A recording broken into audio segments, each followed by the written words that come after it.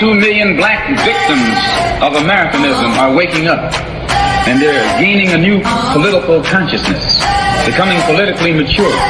And as they develop this political maturity, they're able to see the recent trends in these political elections.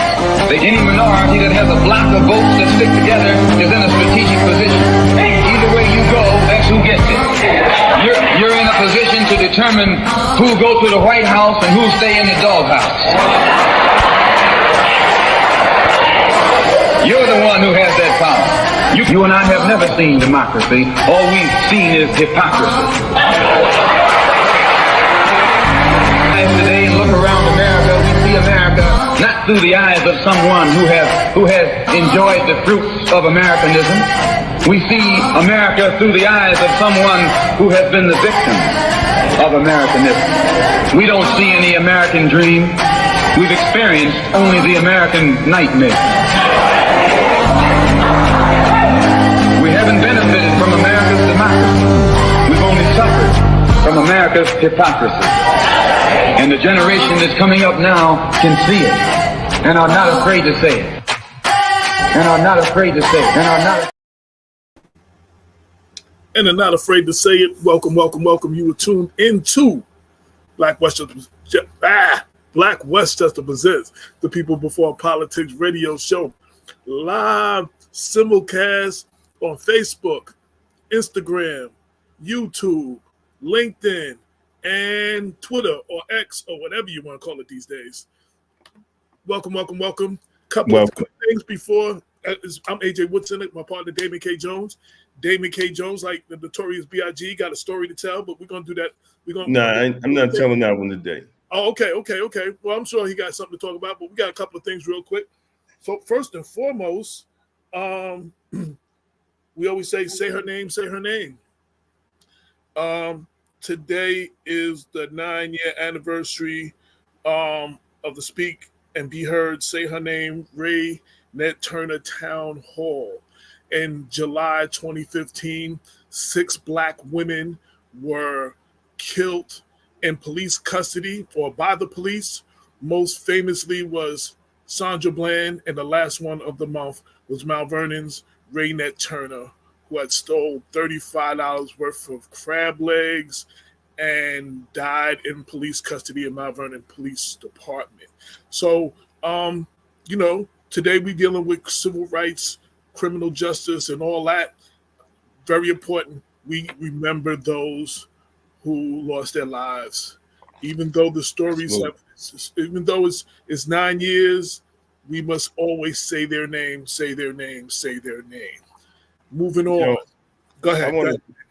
Since we're going to have brother coming on later to the show, Uncle Selwyn, I think it's important for us to continue to have discussions about police accountability and police oversight. Absolutely. We also have to have honest discussions and not discussions of fear. And I wanted to take this time because I hear a lot of people say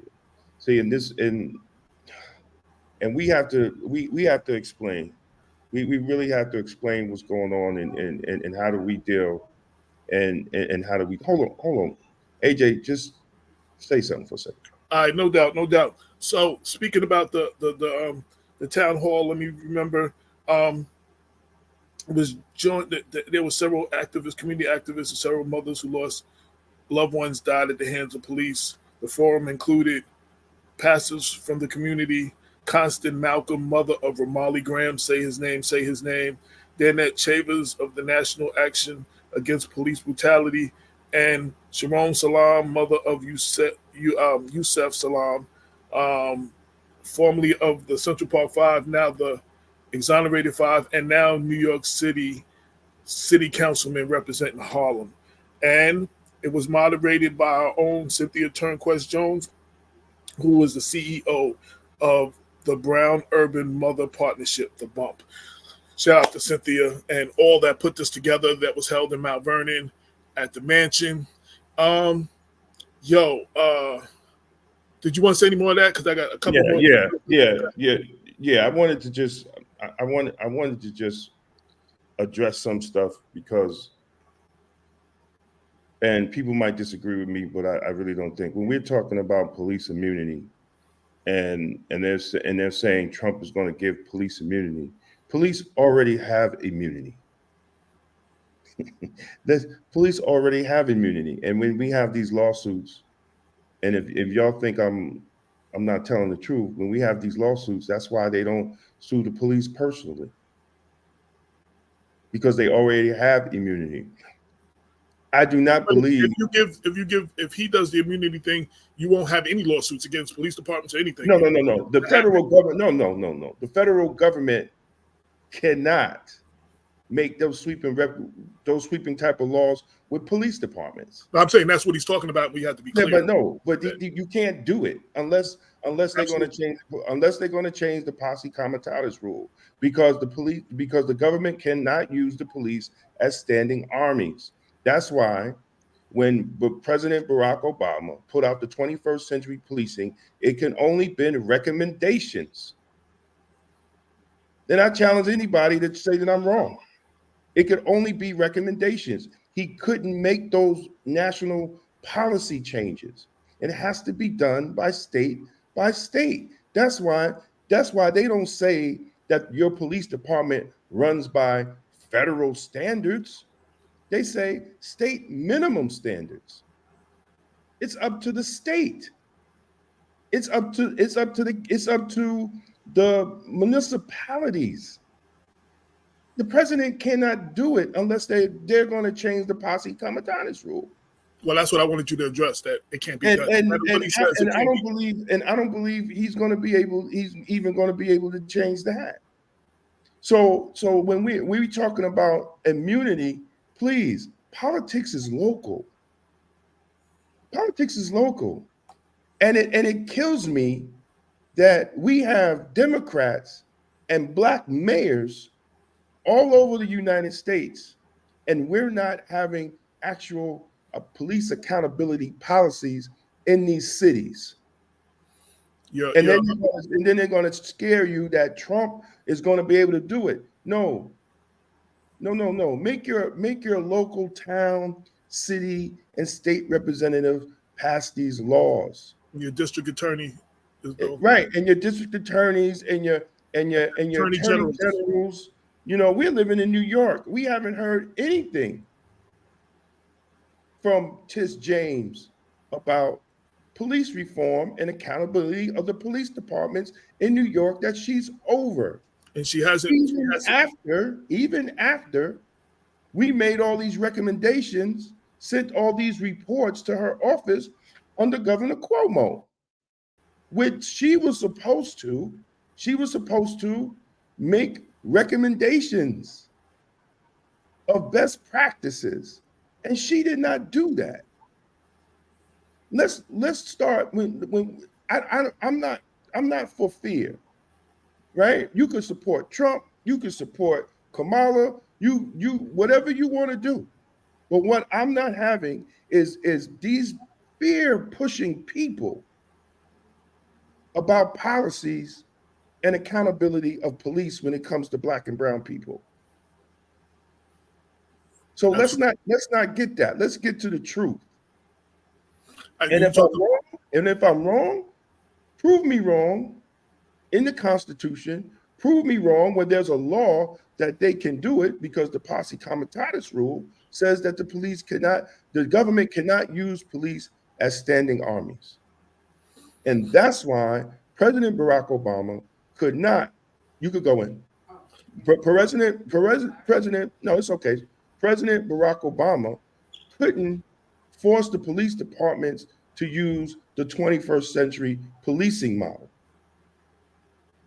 If that was the case, he could have done it back then. Absolutely. So let's stop putting fear in people.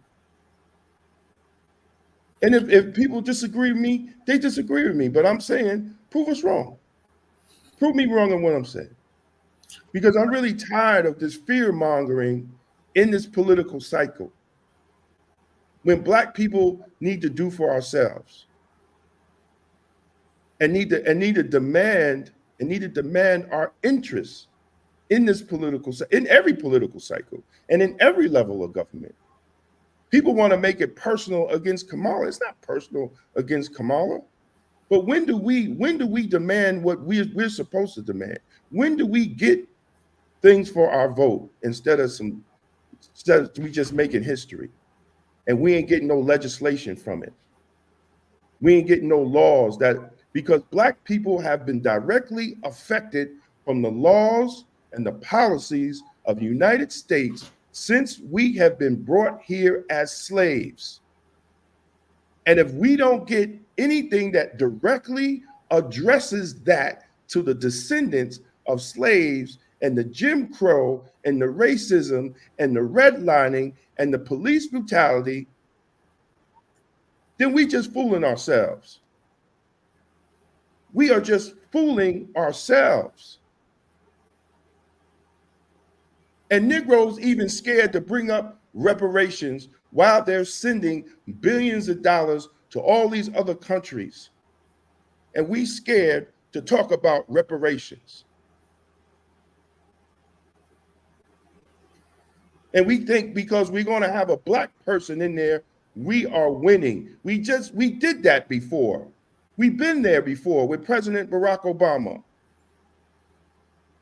And what's the old saying? When you do the same thing and you expect a different result, it's insanity. Black people are fucking insane. We ain't gonna get no more than what we got from President Barack Obama. And Black communities look the same. Mount Vernon looks the same. Yonkers looks the same. White Plains, where Black people live, look the same. Greenburg, where Black people live, look the same. Elmsford, Terrytown, Peekskill, Port Chester, they all look the same.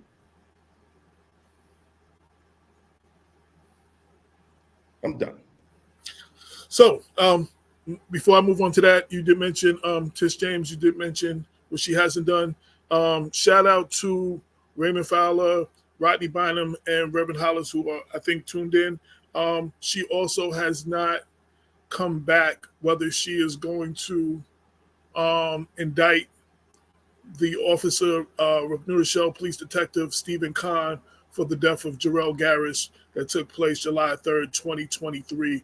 It's been over a year, 13, almost 14 months, and the family has still not heard nothing. So I want to say his name, and I want to keep that alive. Absolutely. Also, absolutely.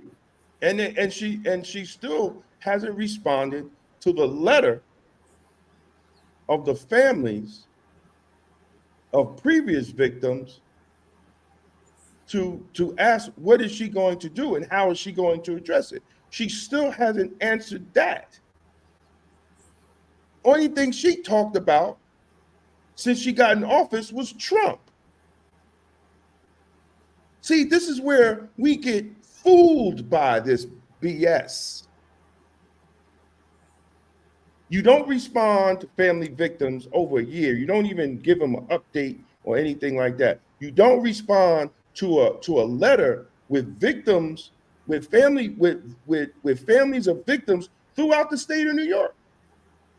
You don't respond to it.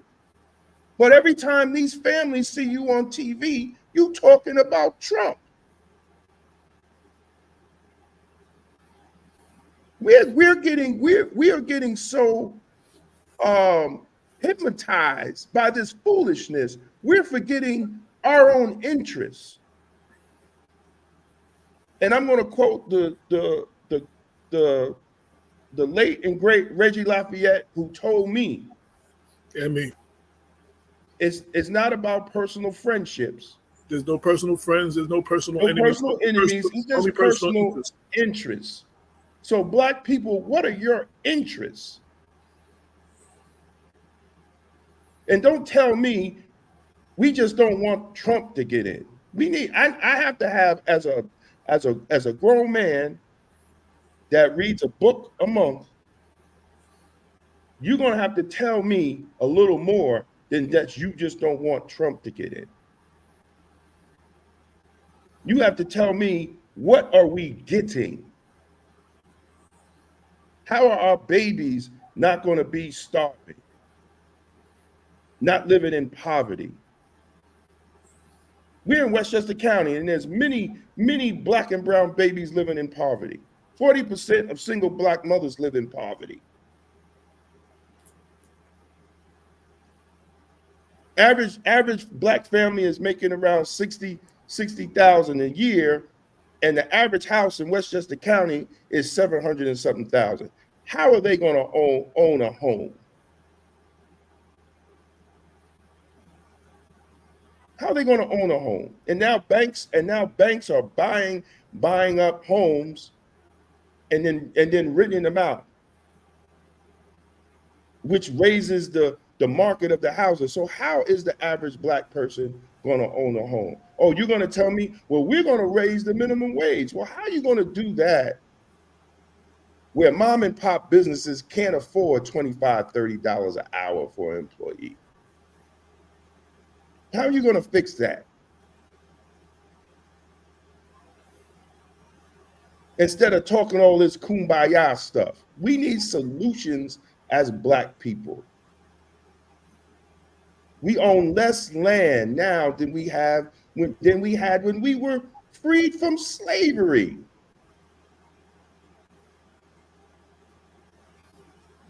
And now we don't even make enough money a year to buy an acre of land, let alone America reneged on its 40 acres and a mule.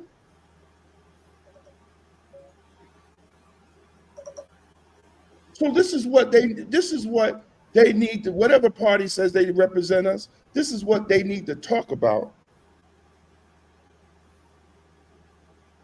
before we give our vote.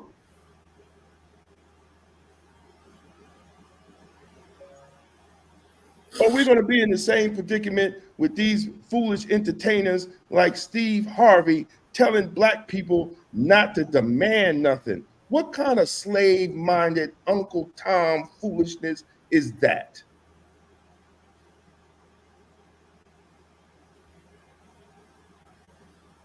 These entertainers is leading Black people to destruction while they get big checks. Keep listening to Steve Harvey and D.L. Hughley and all these all these other fools. You still gonna be poor. You still gonna have a bunch of Gucci, Louis Vuitton, and bad credit. You're still not gonna own no home. Your kids still gonna be going to a bad school. Y'all better get it right, Black people.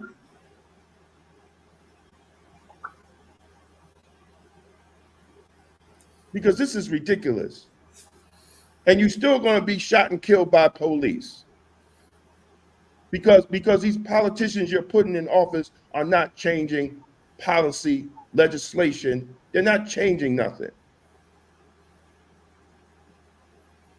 We in Westchester County. We had major police shootings of unarmed Black people. And we still have democratic cities that have not put a civilian complaint review board. But y'all still vote for them. Absolutely. So, this is the month of August. August is Black. This is Black Power August. It's also Black Business Month. Black Power August.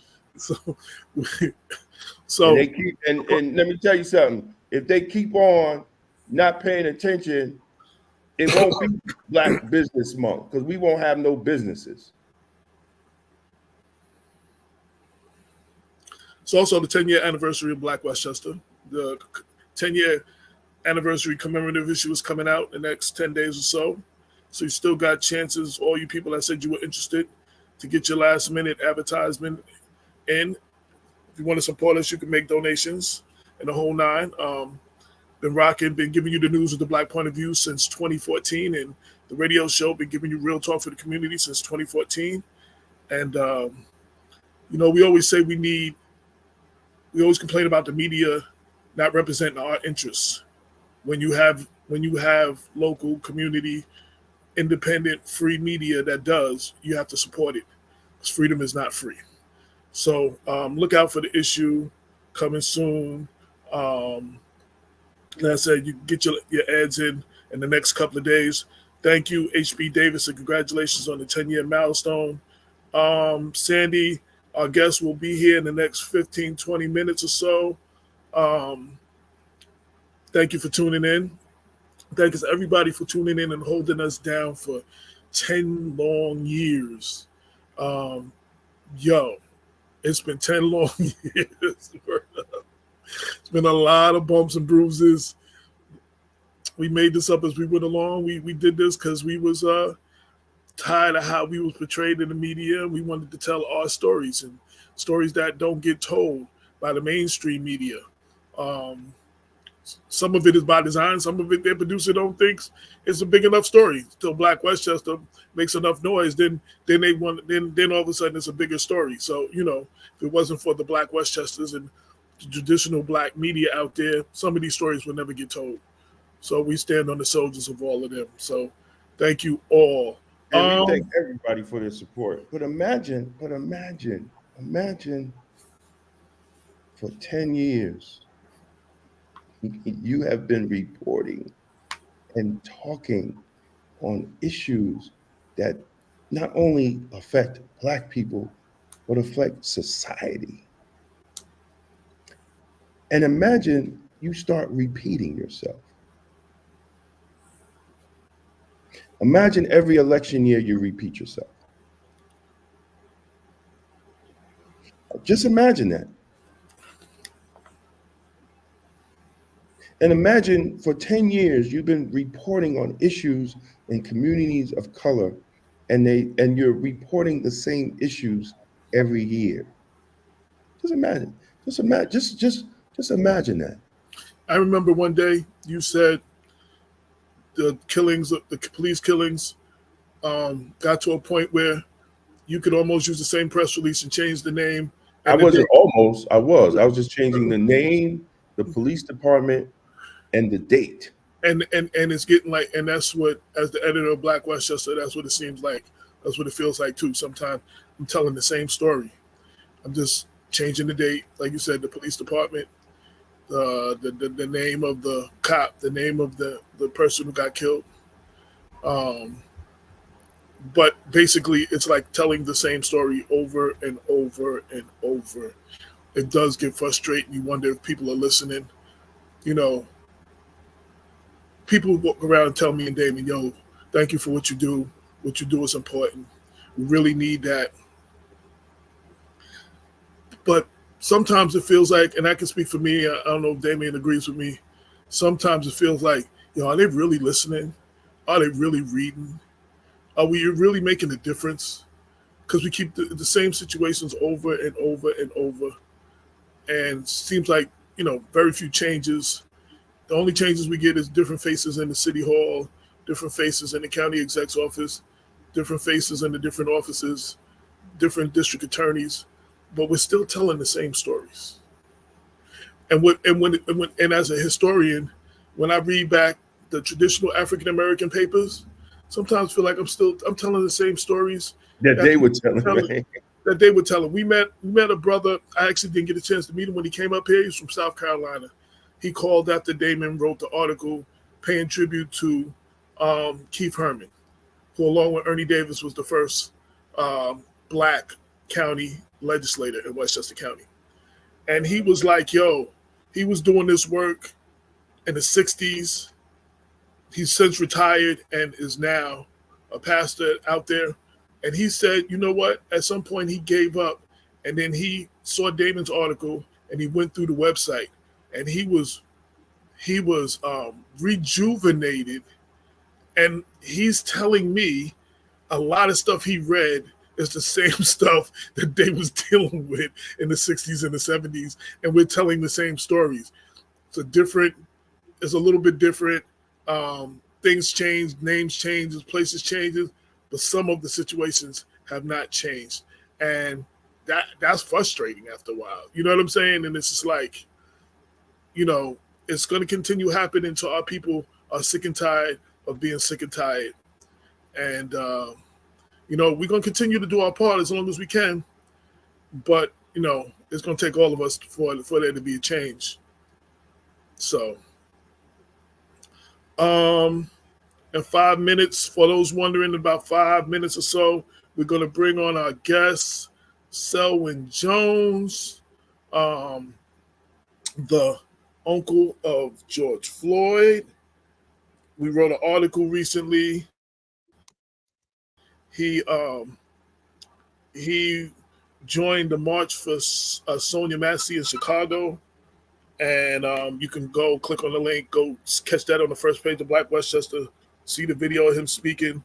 And, I saw an interview with him, and he reminded me of our own Kenneth Chamberlain, who got into this because of the loss of a relative and continues to go support all the families that came afterwards. His story was similar. Since then, he has been standing with other victims.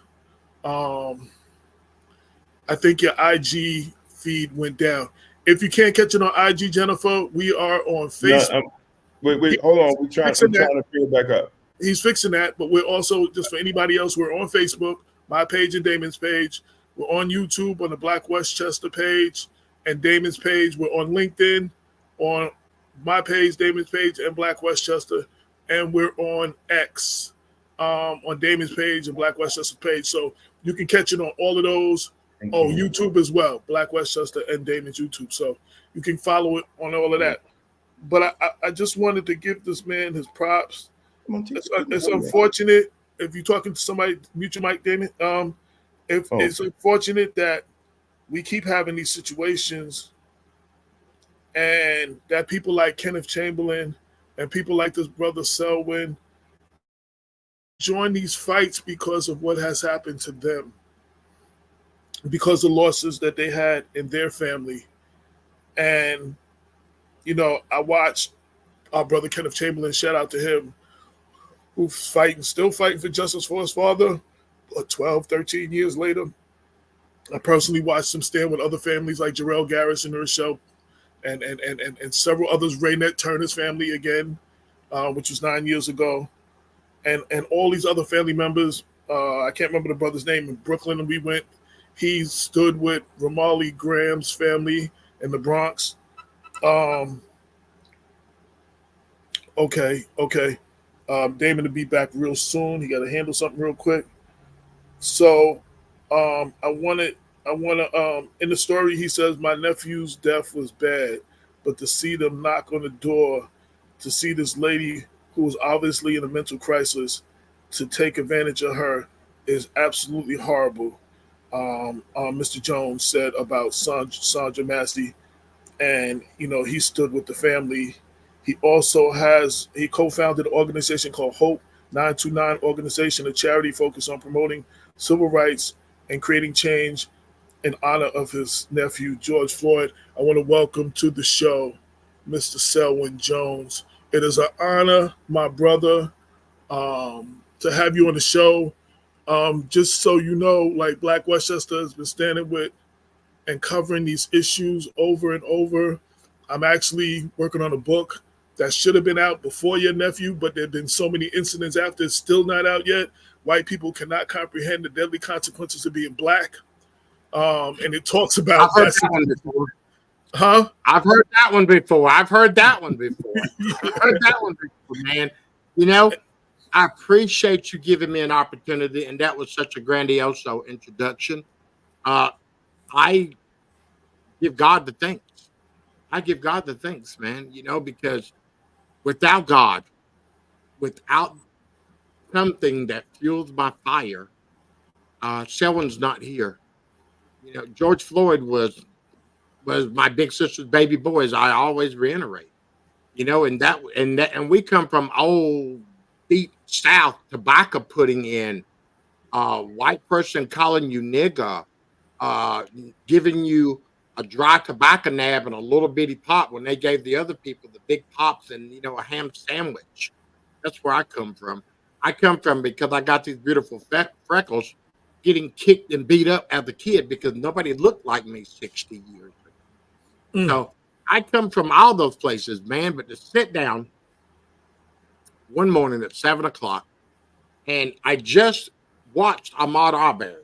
I just watched Breonna Taylor, and I've seen the Eric Gardners and all these other people. And to sit there, and I'm in South Dakota where it is completely, but and to sit there and watch this situation unfold, and I sit back and I'm madder than heck, thinking, "Wow, why don't somebody help him? Why do these people keep doing this?" And my sister calls me, and then I realized that person that I was feeling empathy was one of mine. And man, let me tell you something. I can still feel it, just like it was 7:30 in the morning on May the 26th. I went from seeing my nephew laughing, talking, laughing, dancing, begging, crying, and dying underneath of someone that was supposed to protect and serve him. And since that particular day, I think I've been to 45, 50 funerals. So, the Sonia Massey's, the Dexter Reed Jr.'s, the Tyrese Nichols, and we can go on and on, Alexis Wilson, uh, Reginald Clark Jr., and this list keeps going on and on and on and on. You talk about jail systems, Tarrant County Jail in Dallas Fort Worth. There's been 65 people to die there in the last 7 years. 3 have died in the last month. Frank Tyson, Cleveland. There was a guy that died there last night, because he was having a mental health issue. So they're doing a lot of criminalizing mental health issue as crimes. They don't want to assist you in helping them, but they will assist in killing them or incarcerating them, so states can make money off them as free labor. So, man, let me tell you, Uncle Selwyn's job is never finished. It never will be finished, man, because every day I wake up and I wonder what's going to happen to us next.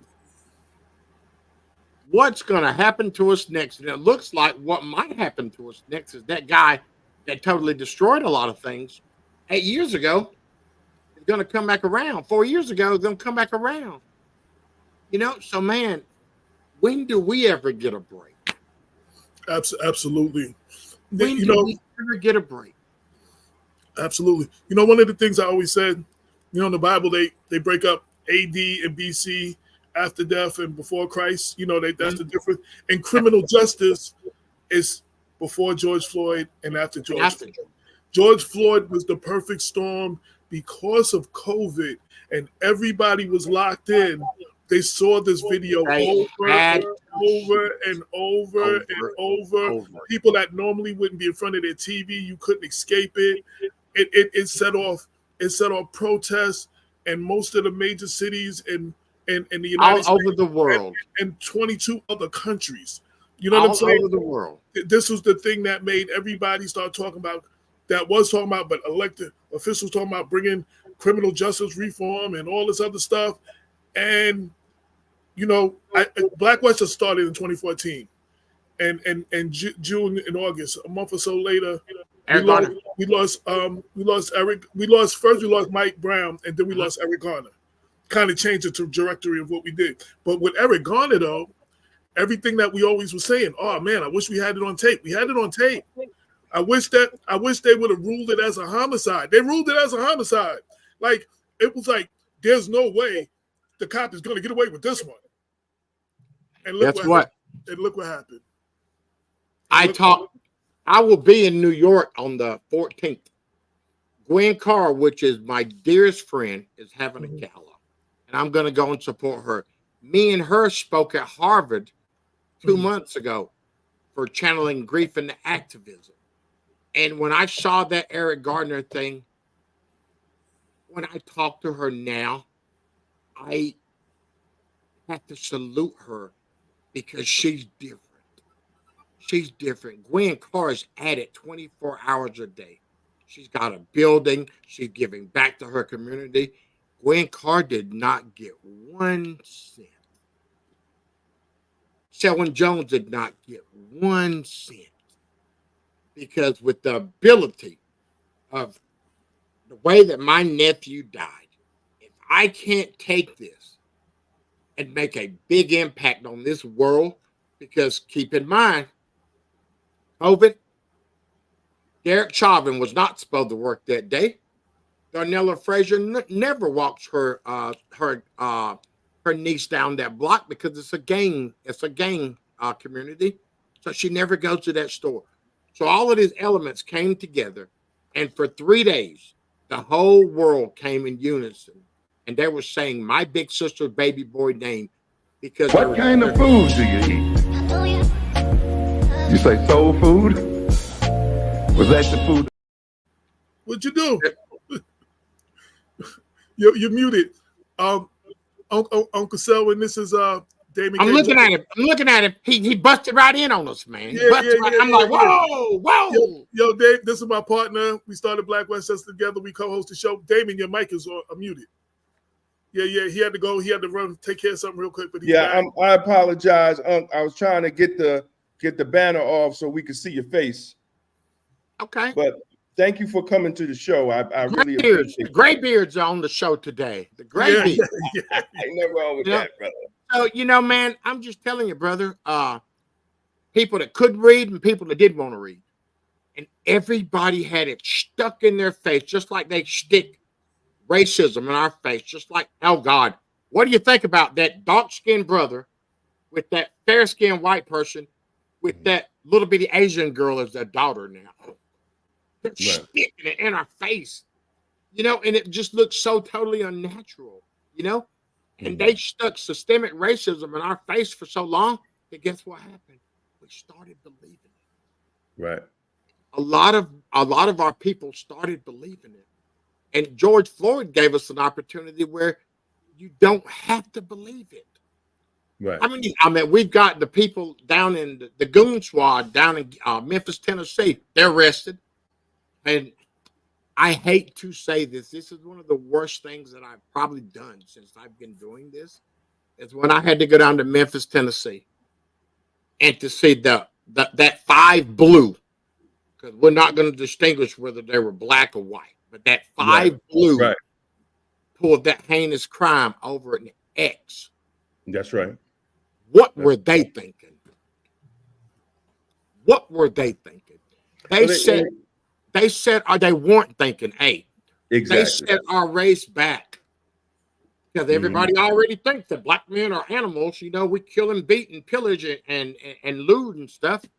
And that was one of the most horrific moments of my life when I got off the plane. And I had to see all these pictures of these brothers. And I said on scene, the master called the slaves in to do his work. That's right. And everybody swore I was, oh my God, I can't believe you said that. That's right. What happened? That was programming. That was programming. The only thing the white guy had to do was give him the ticket and tell him to go on home. But no. So that camaraderie and that brotherhood, we see that it don't matter which color you are as a police officer. That's right. The good ones and bad ones. I always tell people that. I'm not talking about the good ones because we need police officers. There's a lot of great ones. But there's those 1% that are bad. Let me tell you, you know how hard it was to look at Massey's family in the face? You know how hard that was? And I've been doing this for so long, man, and I've heard so many cases. Young man got killed in Cleveland, Ohio last night. Whenever a bad incident happened, I'm notified. Because a lot of times I will go and support the families. And the Sonya Massey one, it really affected me, man, because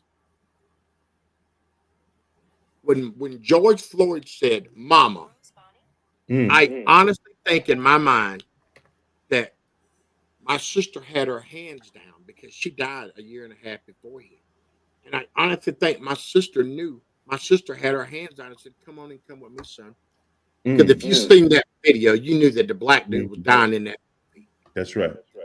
And it's crazy because I can imagine what she saw when she said, I rebuke you in the name of Jesus. I rebuke you in the name of Jesus. She saw that demonic look in that man's face. And she knew that evil was lurking. Imagine how she felt. Imagine the terror that went through her eyes when this man drew that gun on her. When they had dealings with her before because of her mental health issues. That wasn't the first time they've been there. And for him to think about this, if you owned a daycare, would you hire somebody that had been convicted 3 times for child molestation? Absolutely not. Why would you hire somebody that had been at 6 different police departments, 2.5 years on your team? That's a ticking time bomb waiting to happen. And where does it normally happen at? In our community. That's right. That's right. So, man, you know, it's when you think you've seen one, you hope that the next one isn't going to paralyze you. But that one paralyzed me. This woman was 100 pounds. And you hear people say, well, she was gonna throw a pot of hot water on him. Okay, a pot of hot water. You signed up for the job. Exactly. You know, to be the police officer. No disrespect, but you signed up to be a doctor, a lawyer, a counselor. You signed up for a variety of things. And how is a pot of hot water going to be a death sentence? And these are excuses that people make. Well, she was going to throw the pot of water. She set the pot of water down. So there was never any escalation on her behalf. She was a docile human being. She did exactly what she was told to do. And it was a closed casket. He should get the death penalty. Yes. He executed that woman in her house when she called for help. So, man, you know, just don't slow down. You know, 4 years after George died, death, 4 years before, there's been they've been 1.5 times more deaths since George has been dead in the last 4 years. Absolutely. So, you know, so it ain't slowing down. It never has, brother. I'm retired law enforcement for 33 years. For 23 of my 33 years, I've been talking about this issue. Hold on for a second. Excuse me? Yes, sir. Hold on, let me clean my glasses. You might have good looking to be 60 years old, man. No, I'm not 60, brother. I'm 56. I started. Okay, I was about to say 37 years, man. You Yeah, started police when you were 12 years old, man. No, I did. I started when I was 21, and I did 33. Man, what's wrong? Something wrong with that picture? Cause the 66 that I was born, man. Ooh wee, boy! I tell you, it's been hard, man. It's been hard, bro. It's been hard, man. I wasn't brainwashed by the job. You know, I understood that there were black officers that fought for me to get the job to protect my community. I love it. How did you handle? I was talking to some Chicago policemen last week. And this question is for you. Yes, sir. Everybody knows that there's a wild dog in the pack. You see those attitudes. You see those time bombs that are ticking. How did you deal with somebody that you knew was a time bomb? Well, I mean, when you have the reputation that I did at my job, because I was in corrections, they didn't do none of that around me. You know, because I was very outspoken. So, you know, they didn't do none of that around me. And when you have officers, and I know other officers like that they don't do that around that officer because they know that officer is going to check them. But that was Black law enforcement's original duty, was to go in there to make sure that this institution was not abusing our people.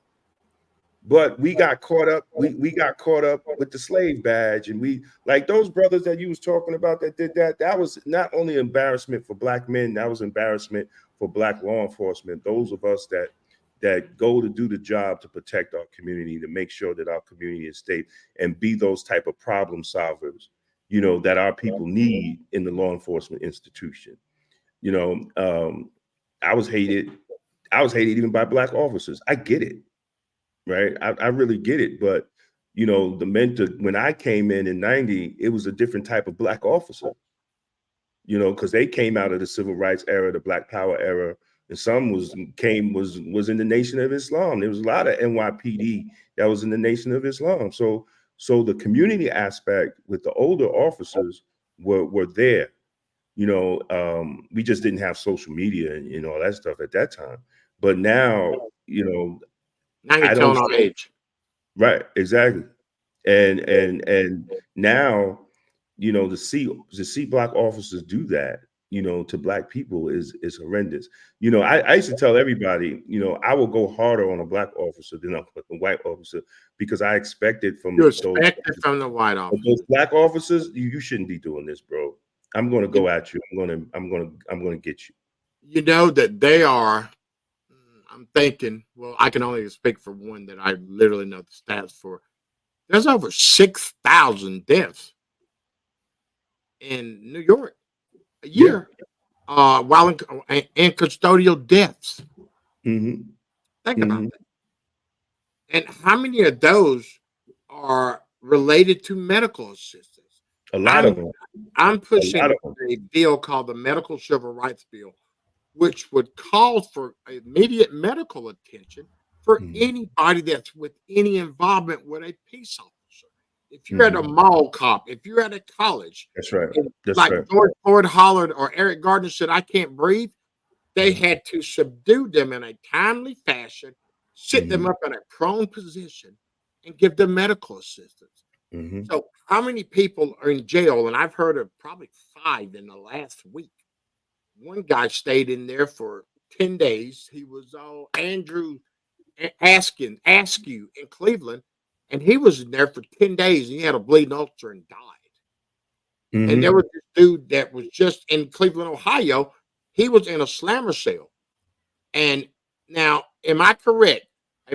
When you are incarcerated, the guards have to have a check every 30 minutes or an hour? Yes. Okay. He was in a slammer cell. When they took him out in the morning, rigor mortis had set in. It takes 5 to 8 hours, depending on the temperature, before rigor mortis set in. So he didn't do his job. He didn't do his job. Now here's the problem. Some facilities are not technology. They're not advanced as other facilities. Right. Yeah, but your feet. You got guards that you pay to walk those cell blocks. But he probably didn't even do his tour, because he couldn't do his tour, because you're supposed to make sure that these people are alive. Even if you question, you bang on the cell to make them move. These are the things on a slammer cell. Exactly. So some of these correctional facilities, and I tell everybody, not all correctional facilities are the same. Some are very, very aggressive in how they treat. I mean, not aggressive. They're very proactive in the security and the custody of the inmates, and some just don't care. If y'all want to say some crazy stuff, pull up Tarrant County, Texas. There's been Anthony Johnson just got killed there about 2 months ago, and he was having a mental health issue, and they had 8 officers on him. And in Tarrant County, Texas, there have been 65 Black people there to get murdered in the last 7 years. Same sheriff. It's really? Just like, have you heard the the situation in Jackson, Mississippi, where they No. found the Wade boy? The Wade boy was missing for a month. His mama called, goes to the police station, and says, "I'm looking for my son." Well, somebody told her, "Go and you need to probably check behind the jail." Anyhow, they had buried him back there.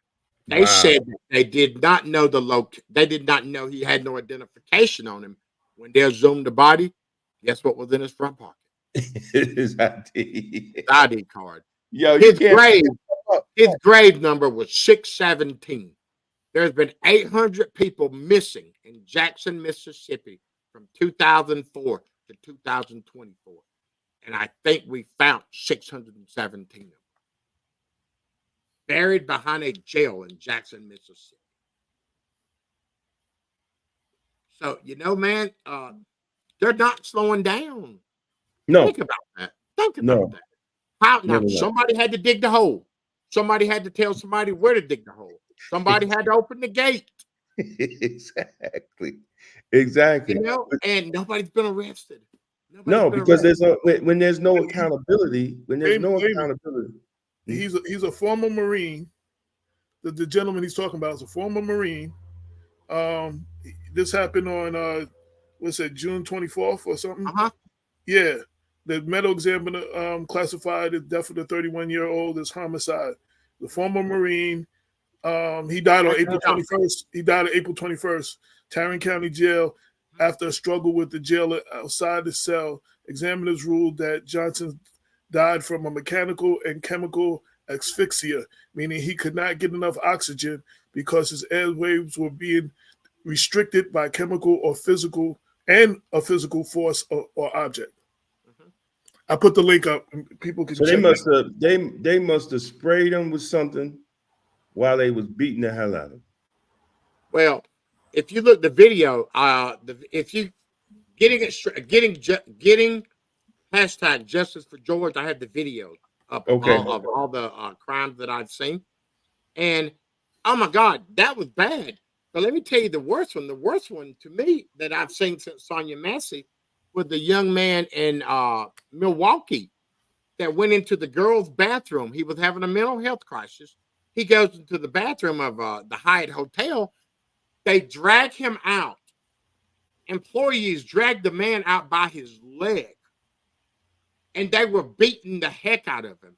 And they killed him right in the middle of the parking lot. That's the one that they just saw put up, right? Was that the one? Yeah, that was crazy. Yeah. That was crazy. That was one. And then there was another one shot when Donald Trump had his little rally down there, and they shot him 6 blocks away. What, they thought he was the shooter? No, it was well, you know what, man? I don't know, because it was 6 blocks away. Oh my God. Man, he has got to be the worst shot in the world. Or he was the best shot in the world.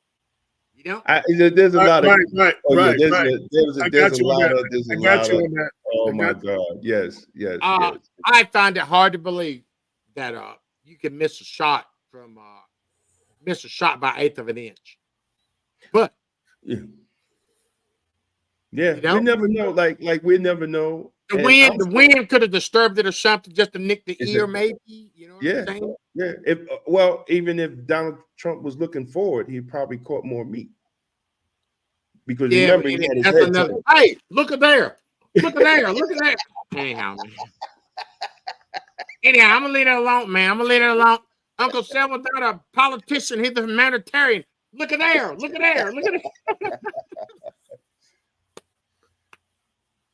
Oh my God. Thank God I can do this on your show and not sitting it straight with Selwyn. No, hey man, listen. This is what we do. We're here for, brother. Real talk for the community since 2014. And I'm telling you, like we said, we started, and a month later, Mike Brown, and a month later after that, Eric Garner. And they kind of we were just starting. We just making it something as we went along. And you know what was crazy? The original article we did for Black Westchester was on 4 or 5? Four black parole officers. Four black parole officers that were in the city up here in Westchester County, who went to do a home check. Now they had bulletproof vests on that said parole. NYS, New York State parole. They had their badges around their neck. On chains. Yeah. And then someone called the police on them. They were in the parole, or it was in a parole squad car. And what, they think it was Halloween or something? They called the police on them, and the police rolled up on them, pulled the guns out on them, put them on the ground, held them at gunpoint for 45 minutes until one of the cops recognized one of the parole officers. They thought it was Halloween, and you just dressed up and bulletproof vests and after, so Damon was standing with the parole officers because nothing was done, so they were announcing their lawsuit, and he had me come through and just videotape, because the news don't show our press conferences in totality. They show like a little piece of it. Oh, so Damon started videotaping the press conferences, and then after he, I always had a blog or something. Always something that bothered me. After Damon gave me the video on YouTube, I basically wrote an article. If it's not safe for them in the streets, what the average guy like me got? What chance the average guy like me got? And that kind of was the birth of Black Westchester. Yeah, that was the birth. Telling that story ended up being the birth of Black Westchester 10 years ago. And love it. Yeah. Congratulations, man. When you say that, this brings me back to Dexter Reed Jr. How did you get shot 96 times in 41 seconds? Why would you empty a 17-round clip, empty it, reload it, and empty that clip for somebody standing, I don't know, 5 feet away? Because then the police officer gets shot on the other side of the car in the hand by his partner. By his partner, and they're gonna say that Dexter Reed Jr. shot him. Exactly. Listen. Amadou Diallo didn't even have a gun. He just He was, and they 41 shots. 2 cops emptied their clips, and the other ones didn't have full clips, but they emptied theirs too. I talk to his uncle Roosevelt all the time, and once again, you have people that don't know how. You have people that are afraid and scared, and you have people that are in trauma and mental anguish, and they're thinking, okay, what in the hell? What do we do?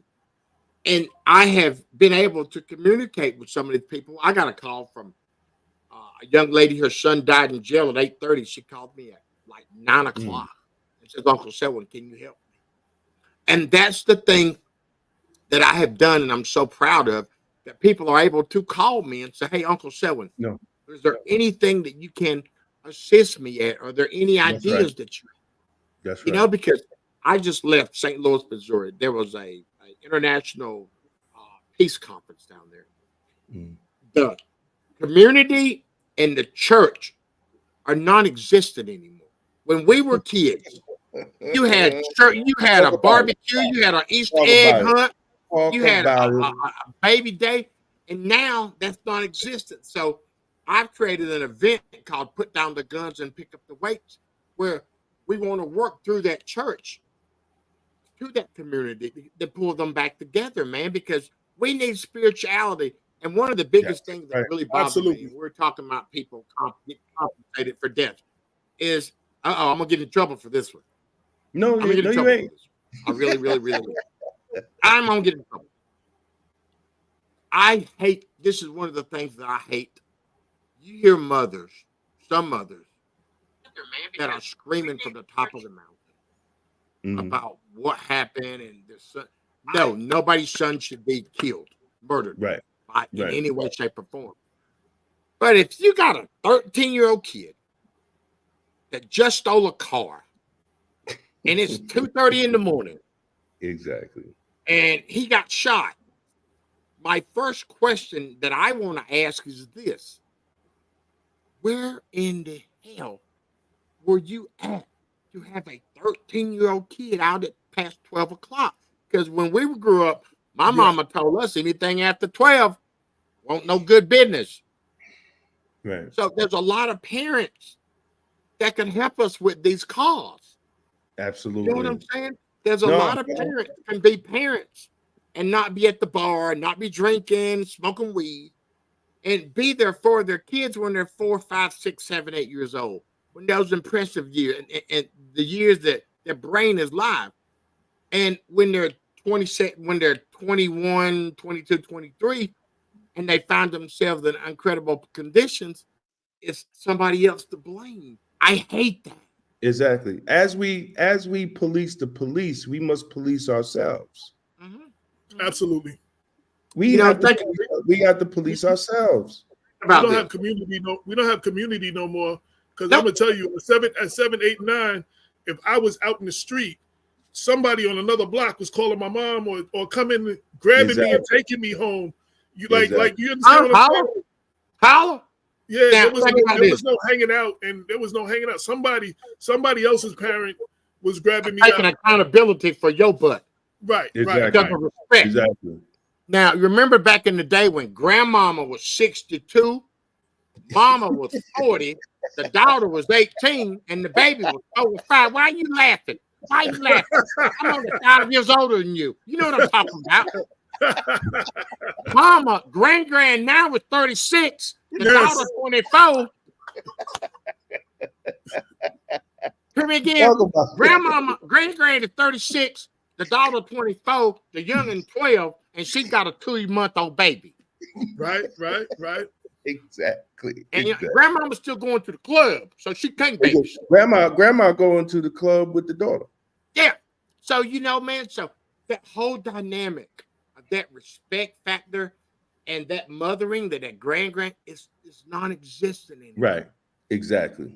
And that's our fault. Like, we can blame. There's a lot of things, we blame everything on the white man, blame everything on the Republicans or whatever. There's a lot of things we need to do in our community. There's a lot of things we need to take back control of. There's a lot of things, if you see something, say something. Like, I saw 2 weeks ago, I didn't tell Damon this story. 2 weeks ago, I'm sitting on my porch and I'm seeing these kids on one side of the street and the other side of the street. They're not from my block. I don't know where they're from. And they get to the middle of the street and they start fighting, and all their friends are videotaping it. And I'm sitting there and they're doing this like almost in front of the house next door. And I'm yelling, yo, y'all ain't gonna do that here. You know what I'm saying? I break it up, whatever. After they stop, the girl comes on my side walking past and she asks her friend, yo, let me see the video and see how I did. Like, she just performed on stage or something. She was fighting. I'm like, yo, that's like, she was acting like she just performed or something. Like, yo, let me see how I did. Show me the video. And I'm sitting here like, yo, this is an issue. Now, I can't say they didn't go down the block and fight, but I had to let them know they wasn't going to do that in front of me. They wasn't doing that here. Like, that wasn't okay here. You know what I'm saying? Like, everything's acceptable now. Remember when we were kids, if you were feeling a certain way, you wouldn't let us 3 big brothers know that way. That's right. You kept that on down the road. Right. You know what I'm saying? Because there was some action. There was some repercussion and some consequences. I had to go out of town. I had to go out of my neighborhood. I had to go out of my neighborhood. Exactly. And now everything's accepted. Oh my God, y'all. I'm sorry, but I gotta go here. How can you let 2 people win the medal in Olympic boxing in the middleweight division, and they both was born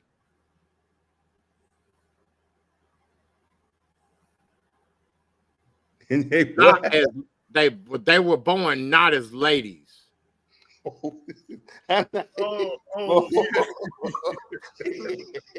You gonna get us cut off.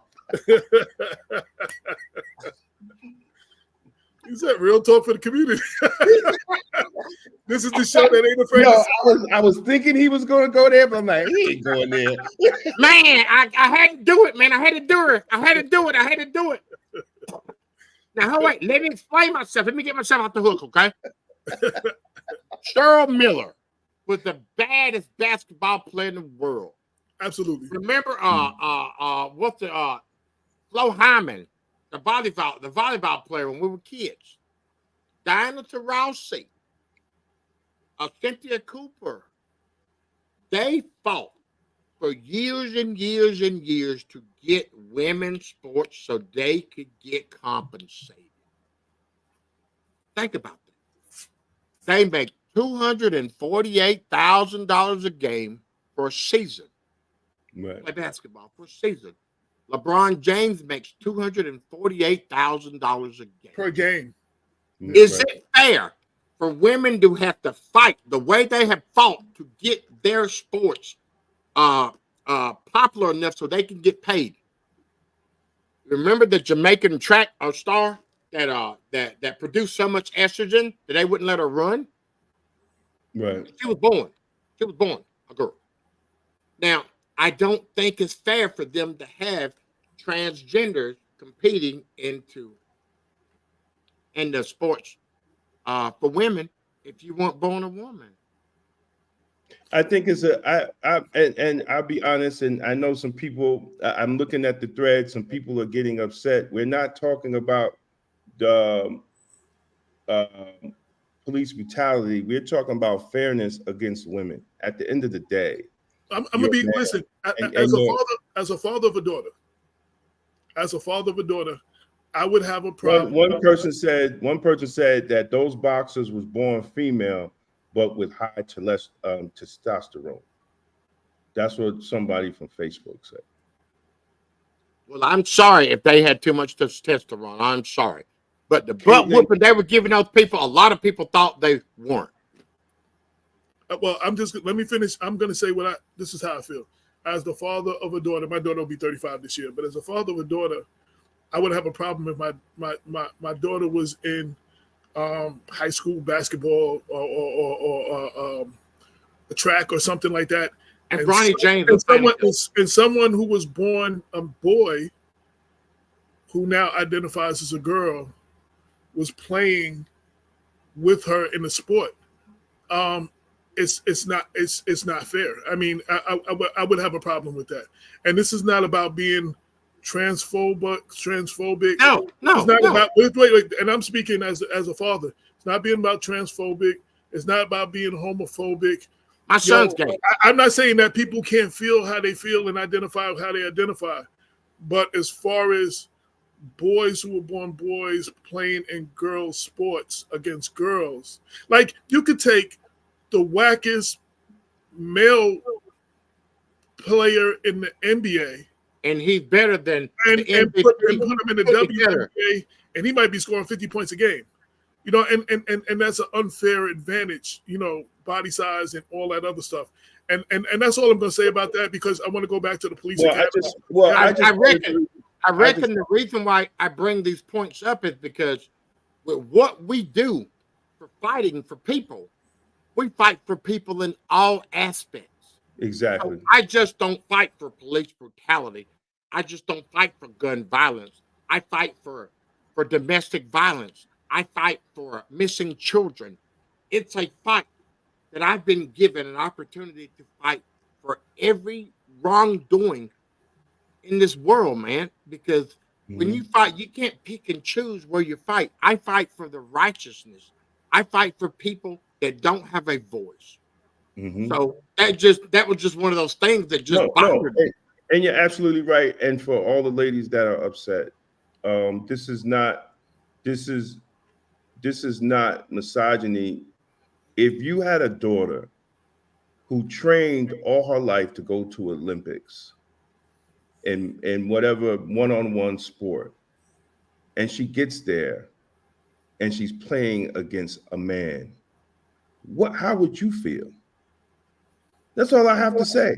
Ladies, I got 12 sisters. How would you feel? I got 12 sisters. They put my mama wig on me. I thought I was going to be born a certain way with 12 sisters putting makeup and lipstick on me. You know what I'm saying? So, Right. You know, I can feel in all the aspects. But just like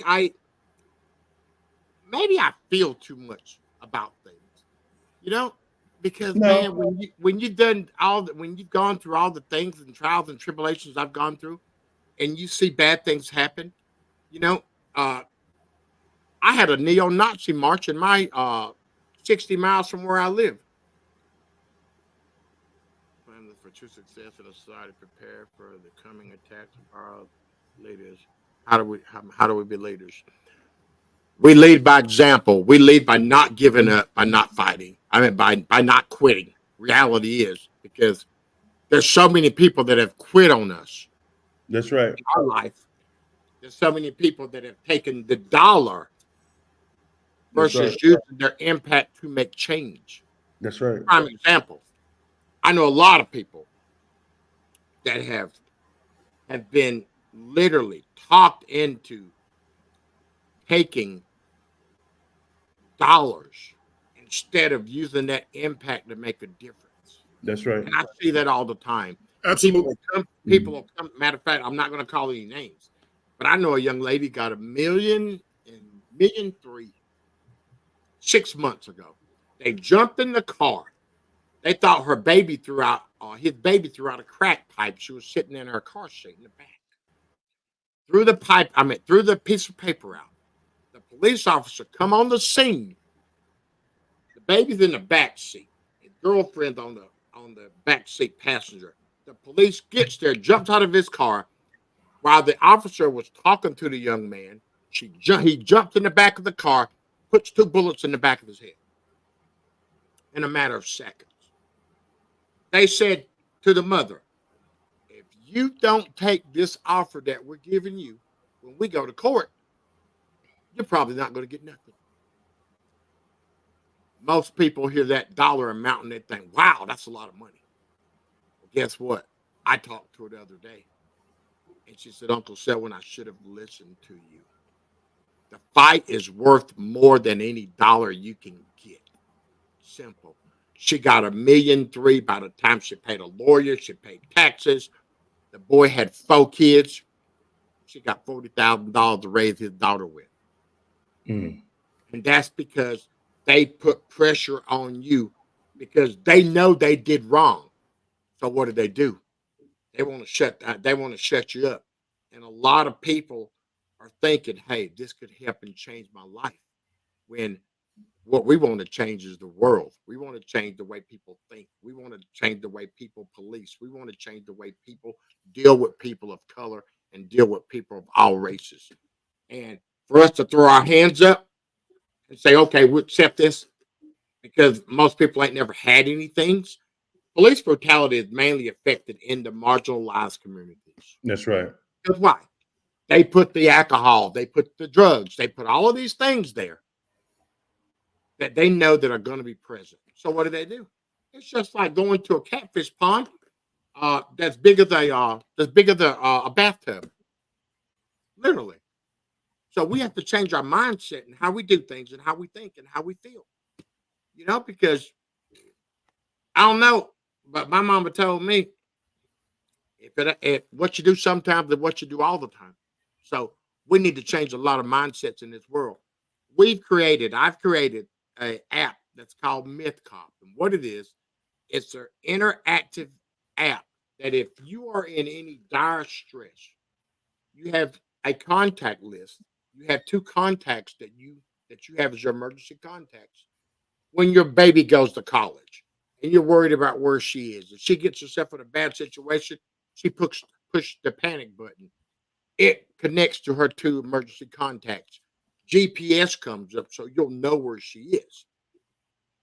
You're able to send messages. You're able to slow. It's a prevention measure to slow that attention down that police officers give certain people.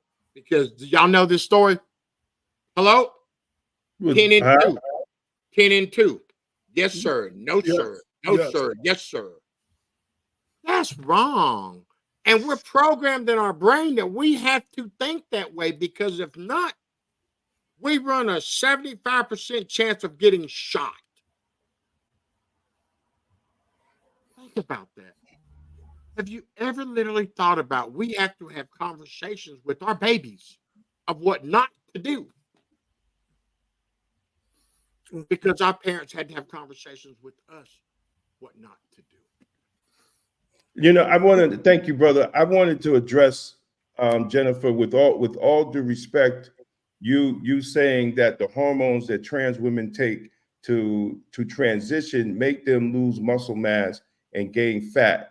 They cannot fairly compete in men's sports. We're not talking about competing in men's sports. We're talking about trans women competing in women's sports. And the National Library of Medicine. This is the National Library of Medicine. It says the male the male body cannot be reformatted by estrogen therapy in trans women athletes because the testosterone has driven permanent effects through the early cycles of life. So, and plus, when you're working out, you're building muscle, and men have a more dense bone structure than women. So we're not saying women shouldn't compete. I'm not against, if you want to be a trans woman, you could be a trans woman. But I do feel it's an unfair advantage against regular women. That's all I'm saying. It's not about. I'm sorry I opened this gate. It's not about having an expert talk about it. I mean, it's in the National Library of Medicine. So, I mean, they have a report, and you want me, I will place the report in there, right? This is from the National Library of Medicine. So the only thing I'm saying is I feel personally, it's an unfair advantage towards women, for people that were born male. Exactly. Play in female sports. That's all I was talking about. That's what I was talking about. Fairness for women. We're talking about. Exactly. The unjustification of a race. And you know what? Of a gender. People need to talk to the young girl in Connecticut that trained all her life. You know, people need to talk to them young girls that didn't get scholarships. I mean, there's a lot of reports about it. So we need to openly have that conversation. Whether them girls over there had high testosterone or not. But the issue has been around allowing men who grew up men, and then they still train, and then they fight women. And they fight women. You would not have a transgender man wanting to compete. We're not talking about women. We're not talking about women competing against men. Talking about women competing against women. But you know, and that's just a debate that's going to constantly go on, because you're going to have people from both sides argue the fact. Man, I'm sorry. I'll take it back. No. They should have let them win the medal.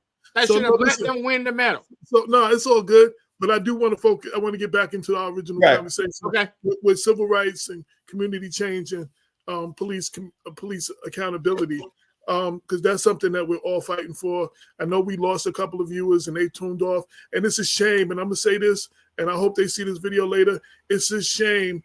In a conversation like this, you need to watch the whole show in its entirety. You're not going to agree with everything on the show, but you need to continue to watch the show. You know what I'm saying? Like, the problem, if just because you don't agree with something, you don't turn it off or whatever. Like, I mean, nobody here is disparaging anybody. You know what I'm saying? So, and for all of those, and at least one of the persons has been with us for 10 years and knows our character. So, you know what I'm saying? You know that we're not about that. So, you know what I'm saying? So that's all I want to say. And we're going to move on from the topic altogether, because that isn't what we was here to talk about. But I'm disappointed that some of y'all decided to turn off and a small piece of the conversation, and you will miss the rest of the conversation. That's all I have to say. But my brother, I want to applaud you in the work that you do. And unfortunately, you have become a member of a club that you never wanted to be in. Oh no! You didn't ask to be a member of this club. This is a horrific club. But as a member of the club, and I again use my brother Kenneth Chamberlain, who I've witnessed stand with all the other members that come afterwards and embrace them and stand there and sometimes guide them. Shout to Rodney Bynum, whose cousin was killed by the New Rochelle Police Department. No, I know Kenneth Chamberlain spoke to them. And ironically, and I always want to make this point too, because all things are local. In New Rochelle, Jarrell Garris was the second person killed by the New Rochelle Police Department, black guy killed in New Rochelle, since George Floyd. In that city. The first one happened a week or two. Matter of fact, the first one, Hendo's brother, I can't think of his name right now. The New Rochelle was just out having a rally for George Floyd, and this happened the next day. So this is like a week or so after George Floyd. Didn't get a lot of attention because the George Floyd thing overshadowed everything. But this is the second shooting by the New Rochelle Police Department of a black man since George Floyd. George Floyd was supposed to be the thing in a whole lot of people's minds that was changing everything. That was supposed to be, and we're still having these conversations. People are getting arrested at more of a rapid pace, obviously, because of cameras. Kamal Flowers. I'm sorry. Kamal Flowers, the young man whose name I couldn't remember. I always want to say his name. Yes. But people are getting arrested more since the George Floyd effect. But I tell people all the time, I fight for the George Floyds that weren't on television 10,000 times a day. Right. I fight for the Kwame McDonald's. I fight for the Alteric Pleasants. I fight for the Mona Green's son, Reginald Green, that got shot 6 times at an IHOP. I fight for Glenn Foster Jr., that was a New Orleans Saints football player that got killed in jail. That's what I fight for, y'all, because I can never get my big sister's baby boy back. But what I can do is I can use what he left me and how he died for that 9 minutes and 29 seconds to fight for everybody else that wasn't named George Floyd. I can and I've gotten people's cases that qualified immunity was prominent. We have fought for those cases and got those cases back in court because of my relentless pursuit of change. Good. Because I can't get my nephew back. But what I can is I can move forward with what he left me, and he left me the opportunity to open my mouth and say something stupid that I probably shouldn't say sometimes. But and I'm sorry once again, but he gave me an opportunity to be able to shout their names and be able to. Sometimes, man, I've been to people's houses and I didn't say a word. I don't have to say a word because I feel that pain. And like you said, this club that we're in, it's a death club. Everybody is here because somebody got murdered in their family or somebody died in their family. And to look into somebody's eyes, a mother's eyes, that won't ever have another birthday party. That's right. There's an empty chair at Christmas dinner because somebody decided that they had a bad day and there would be judge, jury, and executioner. One of my big thought processes, I think a police officer, and you know this, XCO, y'all got mental health training once a year. Right. If you get into any encounter with any suspect and any physical variety, I think you should have a mental health assessment every week to every month until you get that trauma off you. Because trauma is within; it doesn't come from the outside in; it comes from the inside. And brother, I agree with you, but and we talked about this extensively with politicians. The scariest thing the scariest thing about it is, well, corrections, we get mental health, we get crisis intervention training. Okay. A lot of police don't. No. A lot of police departments do not do it. So that's something that's very that's very important. And what they did was they in New York, and I'm going to specifically talk about New York, when they begin to close down the mental health facilities, and use the police to deal with those mental health people that was out in the street. So then you get the incidences of these shootings and these beatings of mental health people because the police are not trained to do the job. 90% of mental health calls ended in violence. Mm-hmm. Us being black, when the police walk up on the scene on us, we automatically get anxious. We get tense. Exactly. You know what I'm saying? Now, suppose Exactly. I'm having a mental health crisis and you see that gun and that badge. That's the first thing they see. And the first thing in the brain, I'm going to get hurt. That's right. I've known people, Justin Root was having a mental health crisis in Boston, Massachusetts, and got shot 47 times. He took himself to the hospital to get mental health assistance. The security guard ran him out because he said that he was being too unruly. They called the police on him, and they killed him. Mm. The young man in Philadelphia that got right after George got murdered, they had been there 2 days before to talk to him, and they came back and he had a butter knife. Exactly. So Exactly. they're criminalizing a mental health crisis. Mm-hmm. And prime example, I know somebody in the last couple of weeks. They had a son. He was trying to hurt himself. And he cut himself, arm got infected and all this other stuff. And they called me Uncle Selwyn. What do you do? Well, you're going to have to get some kind of mental health intervention. Well, let's, take him to the hospital, get him fixed up and see what they say. Well, we can't admit him unless he tried to hurt somebody. What? You can't call the police and tell the police that he's hurting himself and you're fearful of what he's going to do to himself, and they won't come to arrest him and take him to a mental and get a mental assessment. They won't do it because they say they don't have the budget. But yeah, if he were to slap somebody, they'd be glad to lock him up for assault. Think about that. They're criminalizing mental health issues so they can lock you in jail, give you no help, but have you work release to make the prison $1,000, $1,500 a month that goes back into the system, and they give you $40 a month for canteen and toilet paper and stuff, and the cycle continues to go. Because if you plant a tree in a little bitty bucket, guess how big that tree's going to grow? It's going to grow a little bitty tree. But if you take that tree out of that bucket and spread its wings and give it some help and some fertilizer, it'll grow into being a wonderful big tree. And that's what a lot of people haven't done for people with the mental health issues, is let them grow.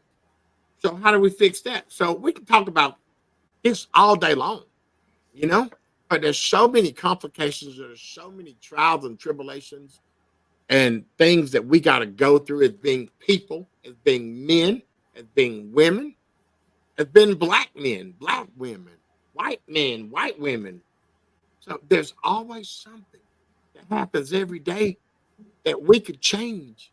And the only way we change those things is to stick together and come to a common ground that we as leaders want to make an impact and a difference in this world that we live in.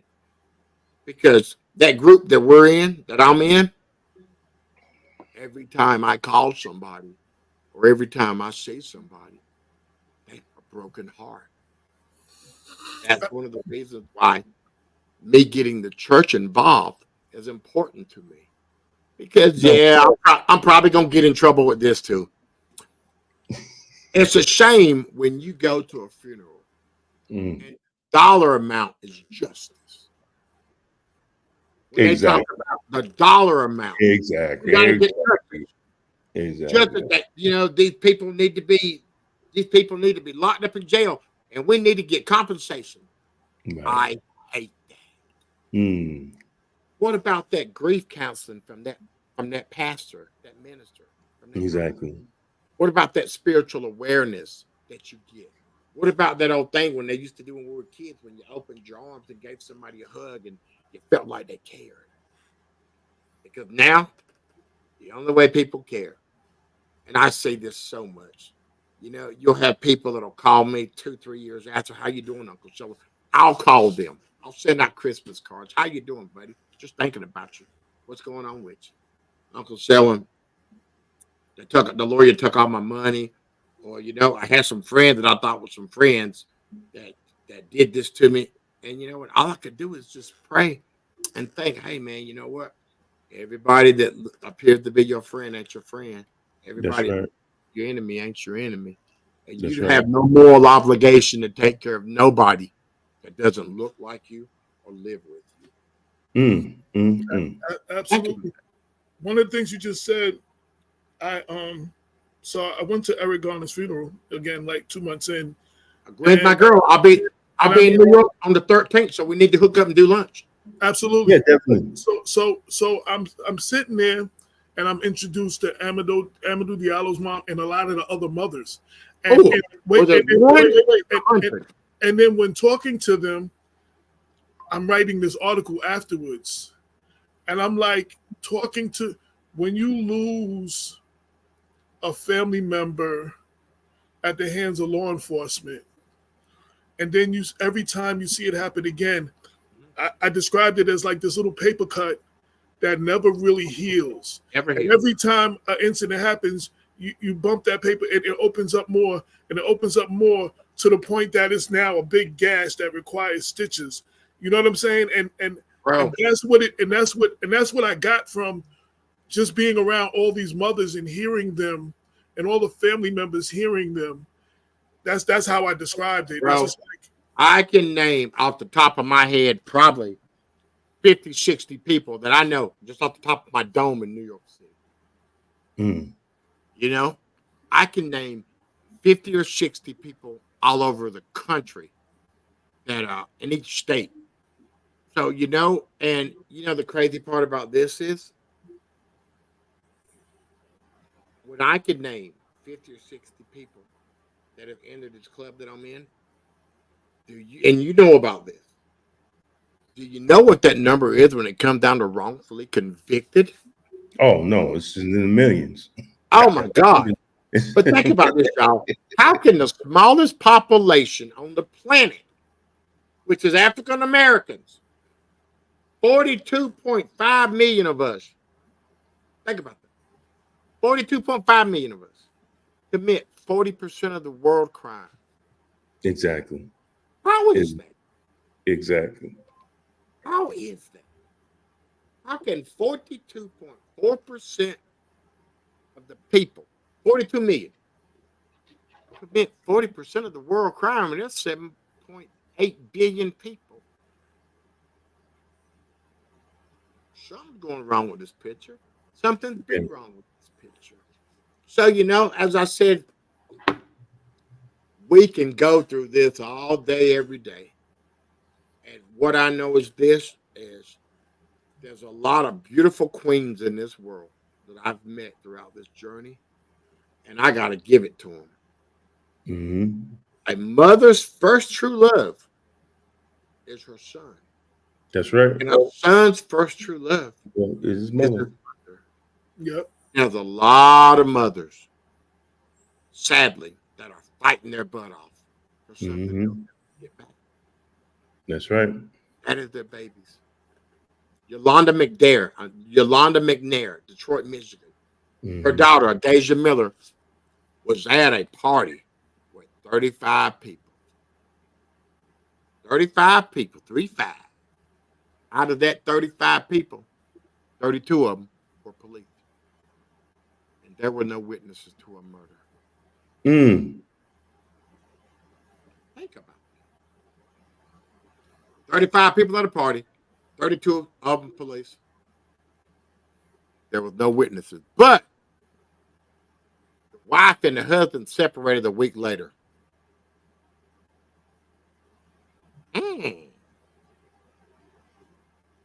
So the system has been corrupt. The system has its faults. Police officers aren't bad.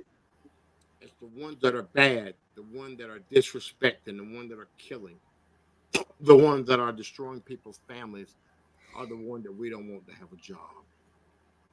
Because the reality is, we have a hard enough time as black and brown people negotiating life. That's right. Why do we need to have that one thrown into the fire, man? You know, they say that the Lord won't put no more on us than we can bear. But let me tell you something. The plate runneth over. The plate has runneth over for a long, long, long time, y'all. And all I am is a vessel. Wow. Like I said, we have a podcast called Setting It Straight with Selwyn. We're coming out with this Myth app that's going to change the game. That's going to it's a prevention app, and it's also an accountability app. It's just like you got it's NPT and these security ring on your doorbell. Well, we're gonna put a Myth Cop sticker on your car and let them know when they walk to your car, this car is protected. This car is protected. So don't try any funny stuff, because you know how many deaths we get by accident, you know, by police stopping a car. Why you got to stop my car? Because it's at night and you can't see my tail lights. Right. Wow.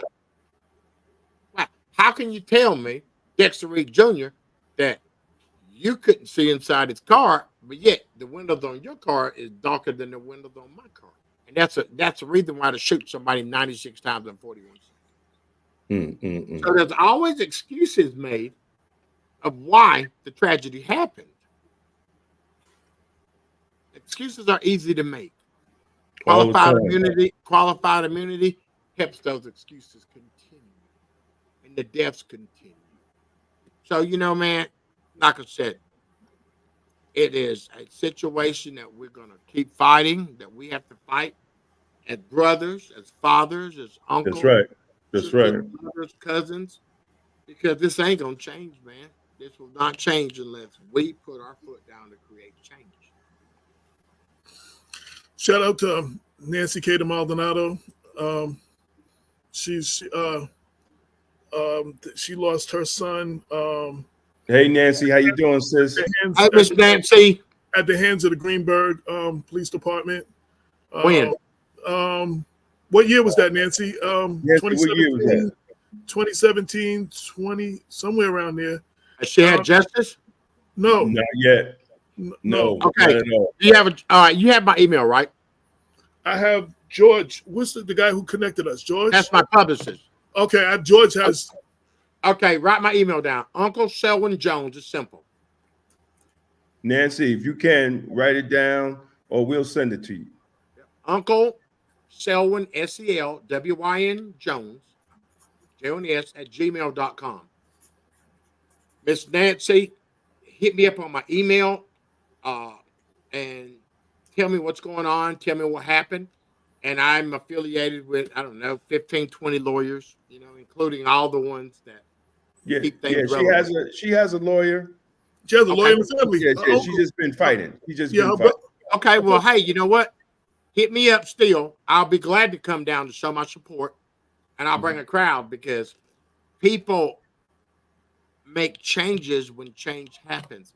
Unfortunately, people always say, man, you know, why do people got to riot? Why people got to act like a fool? Guess what? Communication, conversation, irritation, and motivation. And sometimes you got to irritate people to make people move. Sometimes you got to piss people off to make people move. Because think about this, y'all. If the world wouldn't had came together and raised hell for those 3 days, George Floyd would be just another dead black man. That's right. He would have been just another, well, you know the word they would have used. Yeah, exactly. Just another dead nigga. Just another nigga dead. Yes. Just another dead nigga. Drug addict. That's what he would have been. And that's what a lot of people depict black people are. We listen to rap, we eat chicken, watermelon, you know what I'm saying? We shoot, we gangbang. Exactly. Yep. So you know, man, we gotta change the thing that we can change and the thing that we can't. I tell people all the time, if you don't want to hear what I gotta say, that's fine. I'm not twisting anybody's arm. That's right. People that want to be liberated and want to hear the true story of somebody that grew up with no indoor plumbing or no running water, that has been fighting his butt off and don't know how to quit. I'm like that old mule, man. I'm gonna keep walking up that hill. You know, the difference between the old days and the young days is, you know, the young cow said, "Hey, Dad, let's run down the hill." Dad said, no, let's walk down that hill. That's You know right. So I'm doing a lot of walking now, man. I don't need to run That's anymore. And I always, I have an 8-year-old. What do you think about that, old man? And a 10-year-old. Oh, God bless you, brother. yeah, baby. Yeah, baby. Yeah, baby. Yeah, baby. Yeah. He's just I like only a got daddy. look, I only got Yeah. grandkids. I ain't making no more, Man, man. I don't want to hear that. I don't want to hear that mess. I don't hear that. I hate it when people in their mid-50s tell me that, man. I got grandkids. So do I. So do I. My grandkids is younger than my baby's younger than my grandkids, man. But hey, man, listen, I'm just following what my mama taught me. I was the baby out of 17 kids. Okay, man. Wow. My oldest sister would have been 85 years old. She passed and went to heaven. My oldest sister right now is 83 years old. So I've got people that are from 83, 82, 80, then a lot of them in the 70s. I got like 13 children living. And the closest one to me is my sister in Minneapolis. She's 62. Is Angela Harrison's age, by the way. Just had to give a shout out to Angela Harrison. George Floyd Memorial, 62. Anyhow, I would dog them, man, because they get to leave. They leave me for 4 years. Right. I'm running in my 50s I got 2 more years to hang here. You know what I'm saying? Then I got to stay with them until I get 66, and then they going over that 70 mark. You know what I'm saying? Exactly. So, so they old. I call them all old. I just tell them quick, man. No, we went through my older sister died, and then I had another sister die. And I told them, I was like, hey, listen here. They always coming to the baby. Baby, you know, we're a little short. You know that things happen.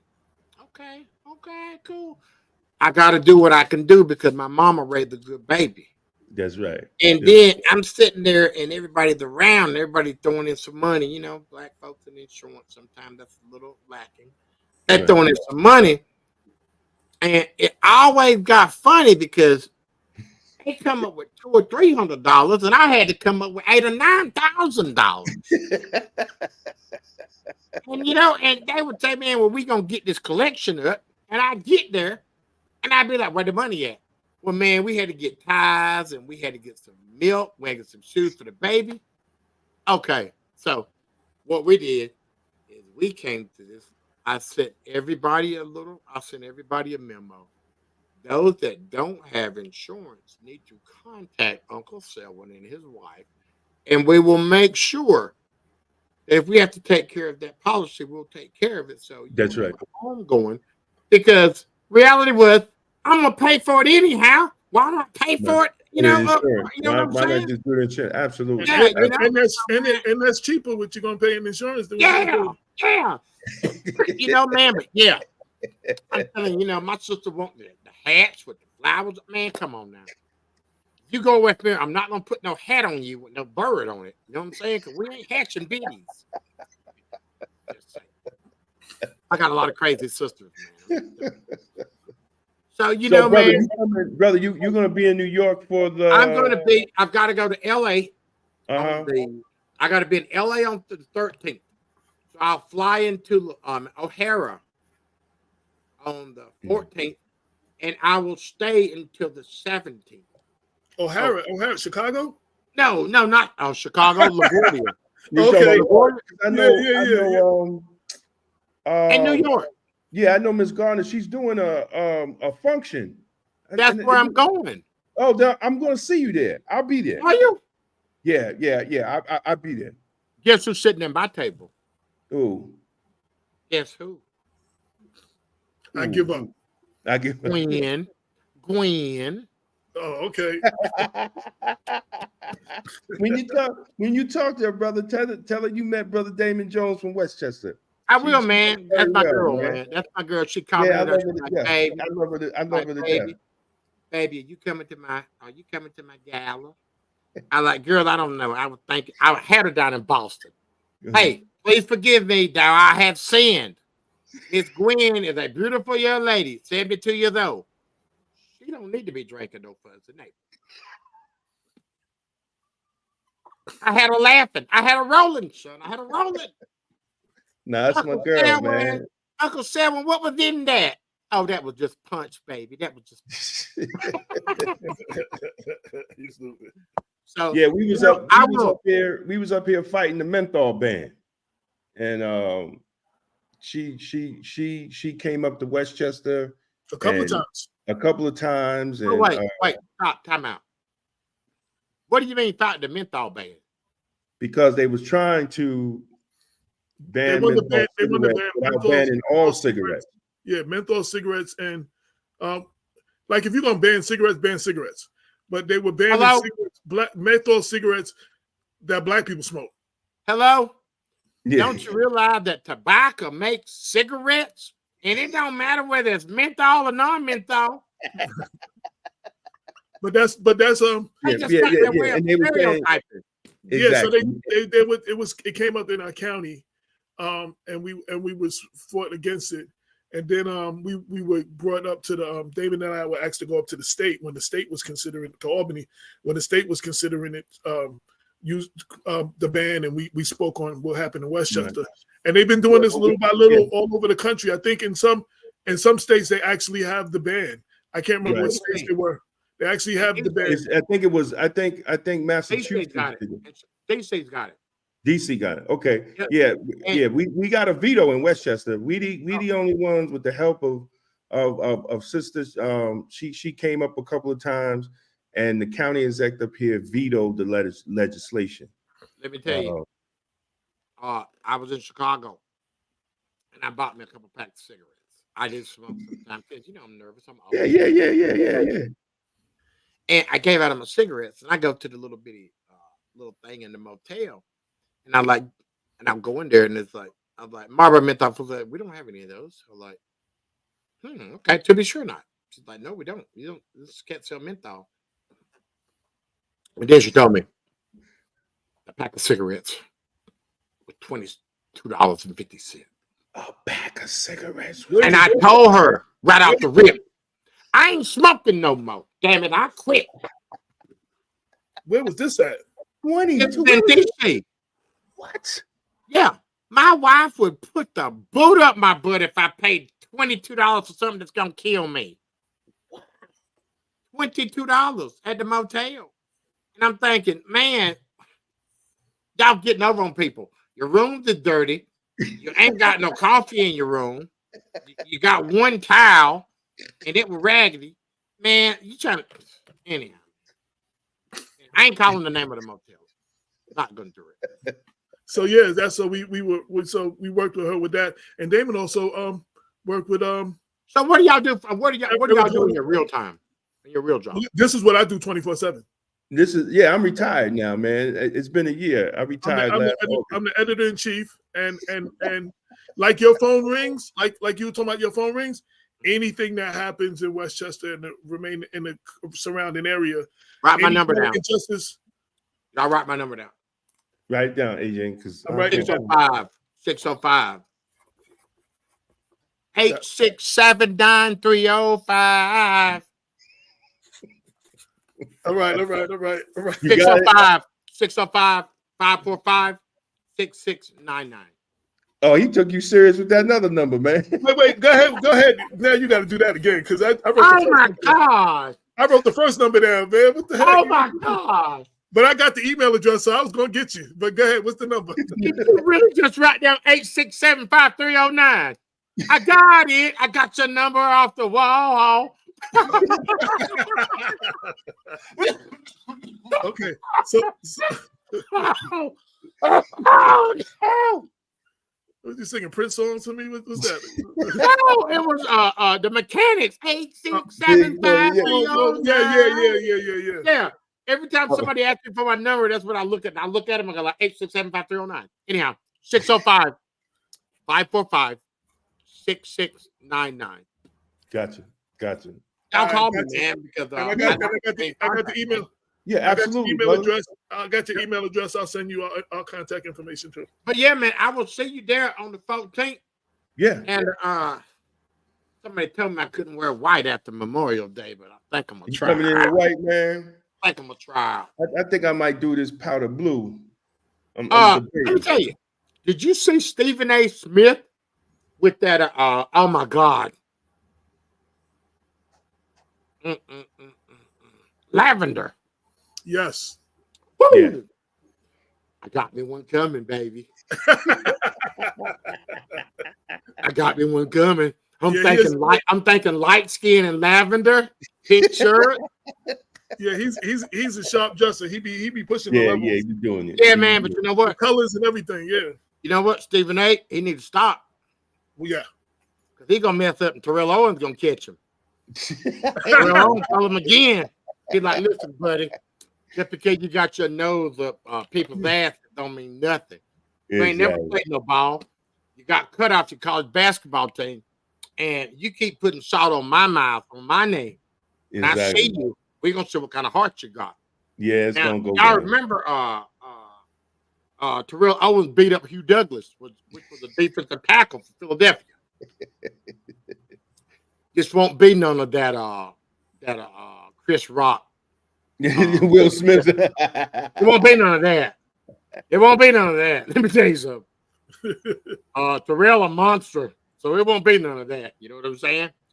But yeah, man. He used to fight with linebackers and people trying to take him down, like big 300-pound dudes. He used to. Hugh Douglas was an all-pro defensive tackle. Yeah. And when he was laying out in the driveway doing sit-ups and stuff, and Hugh Douglas said, "Man, why don't you stop acting like a bee and play football?" And my boy Terrell Owens said, "I'll tell you what you do. If you step in the back, I will show you what a bee is." And you know what? Mano a mano. You can't be scared. Right. He went 220. He went 285. Anyhow, Terrell Owens, Terrell Owens would put knots on his head faster than he could rub them off. Amazing. And Hugh Douglas admitted that that's probably the worst butt whooping he's had, man to man. So yeah, Stephen A. Smith, his hairline will be back here. Oh my God, man! He need to cut it off. He just need to go bald. He need to go. I know, bald. man. Oh no, what do you think about Fred Brown from NBC Sports? He's back here too. He on CBS on Sunday. He's back here too, man. And then some of them be drawing it in. They be drawing the headline. Oh no, dog. Let me tell you, I was GQ Man of the Year 2020. If you look at GQ, the GQ Man of the Year magazine, I was your boy was there. You can pull that up, Uncle Selwyn. You pull it up, partner. Anyhow, I had on this tight sweater, and I was a little husky back then. If you were to pull that picture up, so I had to keep my arm down because if I'd lifted my arm, the shirt would have come to my elbows. It was so tight. Right. Anyhow, but before we did that, we lined me up with that black stuff. You know, that fake hair. They spray some glue and then they spray it on your head. Man, look at me. I won't look natural, man. I won't look natural because when you sweat, it was just like that Jerry Curl juice back in the 80s. Remember that? But it was black lines licking down the middle of my forehead. I'm light skinned too. So, man, it was, but when you do that and that black stuff just wipe off your head, and then you had like one light spot and you move it all to one side, that stuff ain't right. You can't touch yourself. You looking at that, boss man? You see that picture? Yeah, valuable men. Black fathers talk about losing sons to brutality. GQ magazine. All right. Yeah. December 10th, December 10th, people be like, "You ugly." People be like, "You don't want up there." Yes, I was. December 10th, 2020. Yep. You see that line? See that line they had on me? Yeah. That was bad, son. I washed my hair for 3 weeks. I looked like a leopard. It was black here, gray here, little light skin there where I'm bald at. Oh yeah, man. I couldn't go out for a month, man. Yeah, it was bad. I don't advise you if you're in the hair care. You ain't gotta worry about that, brother. Get the clean, boy. That's man. You ain't gotta worry about that, man. I have a rather large head too, by the way. People in podcast land, this is what Uncle Selwyn has to do. Because reality is, I could cry every day. That's right. Absolutely. When I close my eyes and I think about the ways of the world. That's I close my eyes and I think about the pain that my nephew was going through. Mm-hmm. Pain that Ahmaud Arbery went through. I know Marcus Arbery. I talk to him quite regularly. I talk to Gwen, and it doesn't matter. Sometimes when you're sitting down talking to these people, and I'm one of these people. I just like, how are you feeling? What's going on? And I get the same thing said to me numerous times. I miss my baby, and I'll be the first to tell you, I cannot feel the way a mother feels. I cannot feel the way a daddy feels, because obviously you can see what we're dealing with here. This is how George Floyd was. We were born poor, so laughter laughter's free. You remember the old days, man? Your head, you like you got Don King mom in a headlock. She got so much hair on her armpits and stuff like that. Exactly. Laughter was free. Free. That's right. Laughter was free, man. So we learned how to make ourselves laugh and feel good about having a hungry belly. I honestly thought for many, many, many years in my life, well, my mama should drink water before you go to bed. I thought she told me to drink water so I wouldn't have a dry throat. I didn't realize that she was telling me that so my stomach wouldn't be. That's right. So, I refuse to succumb to the system in life.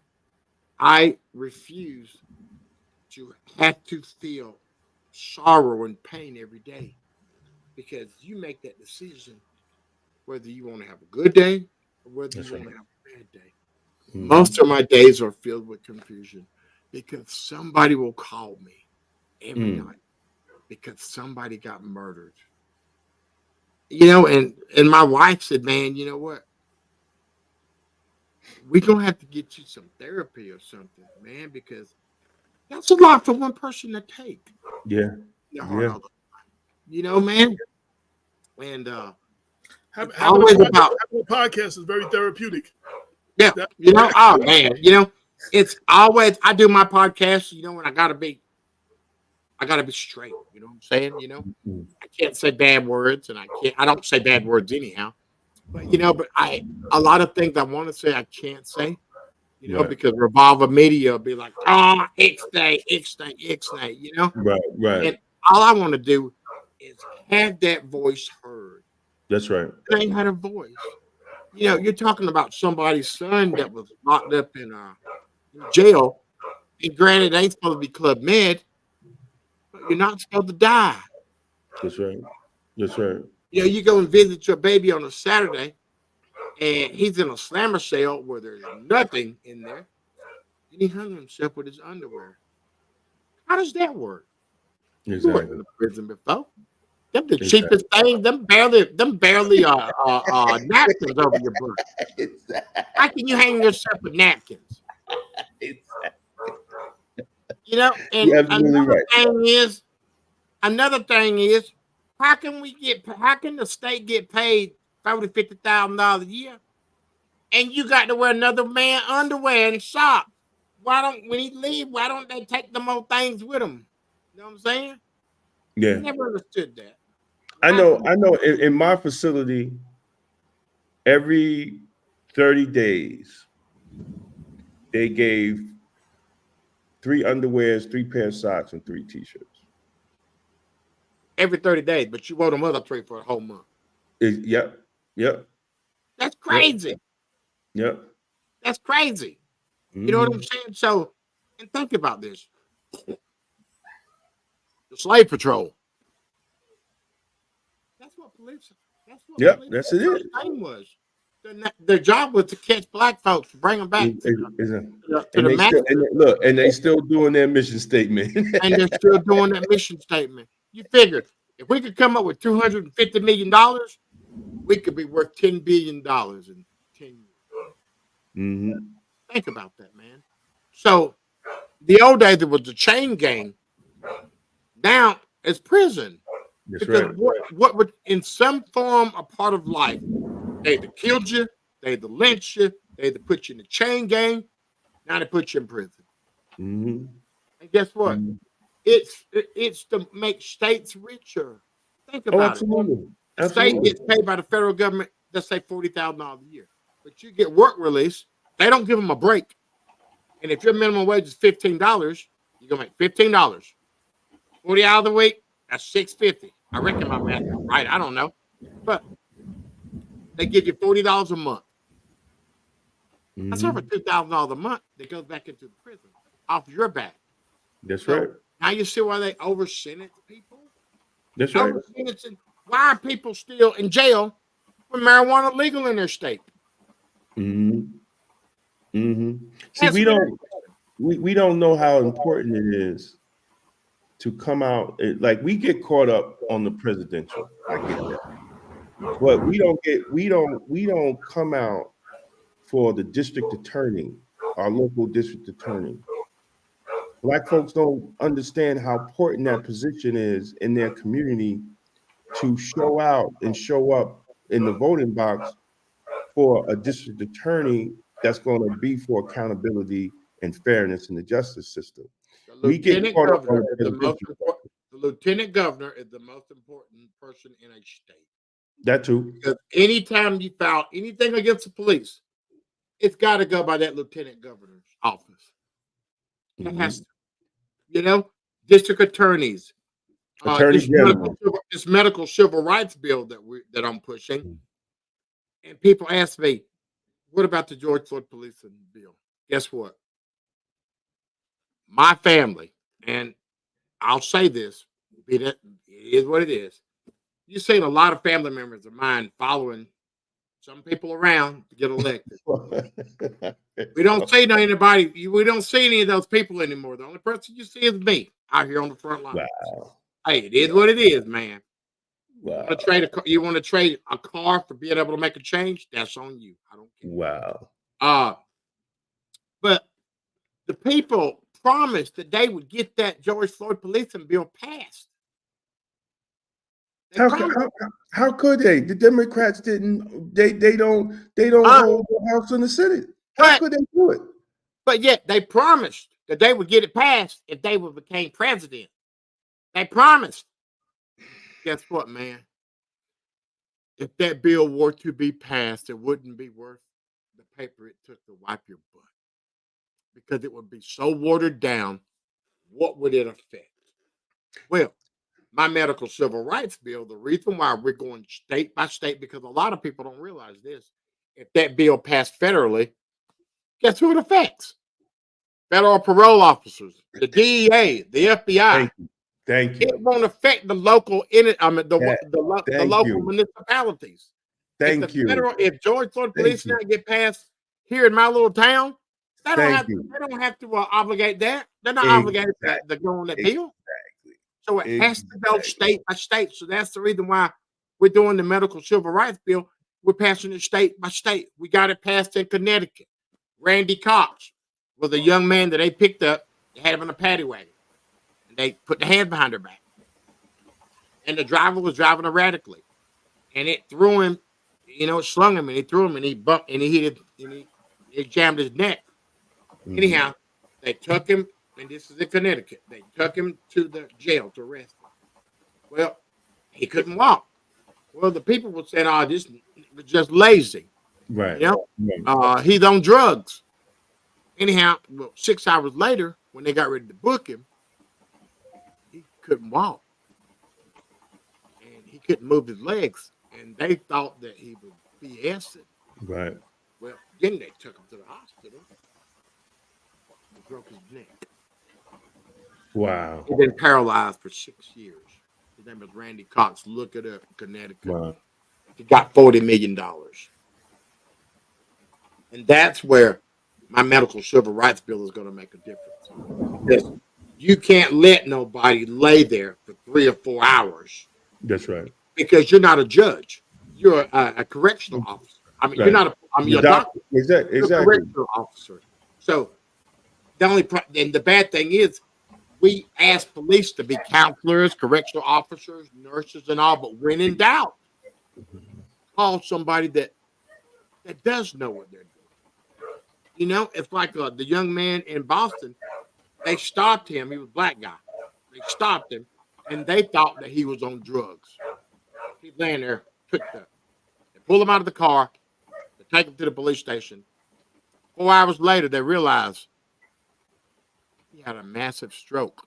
They said, well, why didn't they take him straight to the hospital? Like Yeah. somebody Because see, they stereotype black people with getting high, drunk, drugs, and they are being the health professionals when they're COs.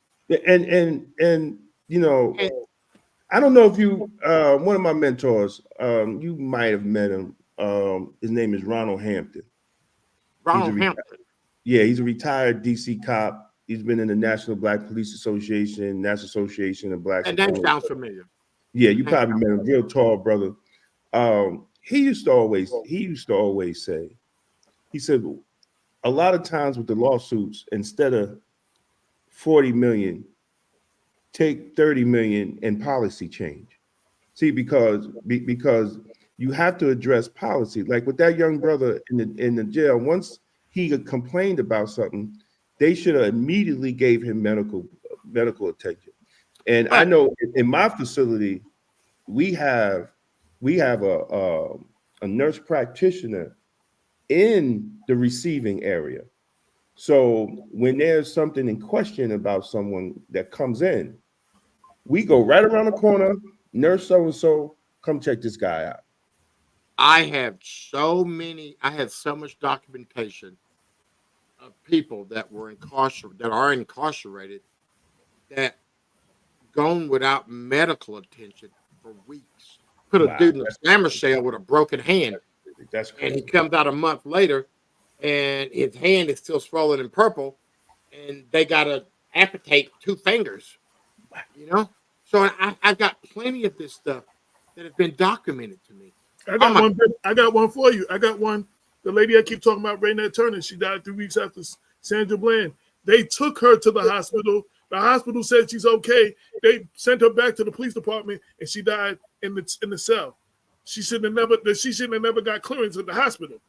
And this is the crazy thing is, there's this fine line here. The data is all wrong, because if you get in a volatile situation with the police, and as soon as they drop you off at the hospital, guess where you died at?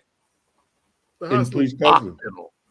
Right, in the hospital. That's what I'm saying. She shouldn't have went back to the. Oh, imagine. Right. But she should have got a disappearance ticket. It was $35 worth of crab legs she stole. She shouldn't have never been in the cell. Yeah. And for imagine that. For the whole Imagine that. And that data is not recorded because they give that to the hospital. Mm-hmm. Imagine that. Imagine how many lives are taken and lost from incidents that happen in custodial deaths when people don't care. Right. When they don't care. You know, right. And that's one of the ways that they keep that count down, because if that count keeps, inflating as it is, they're going to be like, wow, well, we might need to check at that. But, oh my God, Vicki Willis' son, Chicago, I'm Alterique Pleasant. They took him to the hospital. And it was in, I don't know, when was it? November, December, whenever it was. But there was a discrepancy because they thought that he was out in cold because rigor mortis had set in. Jesus. And he just come from the prison. Think about that. It takes 5-8 hours for rigor mortis to set in. So, man. Sometimes I don't know how these other facilities operate, because things like,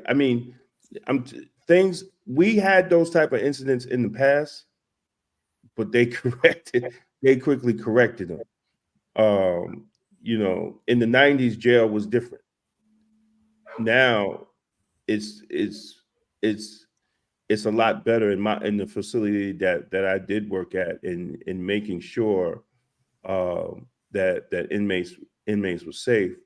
But it's also in whether it's the police department, any type of law enforcement, is the type of officer that you hire.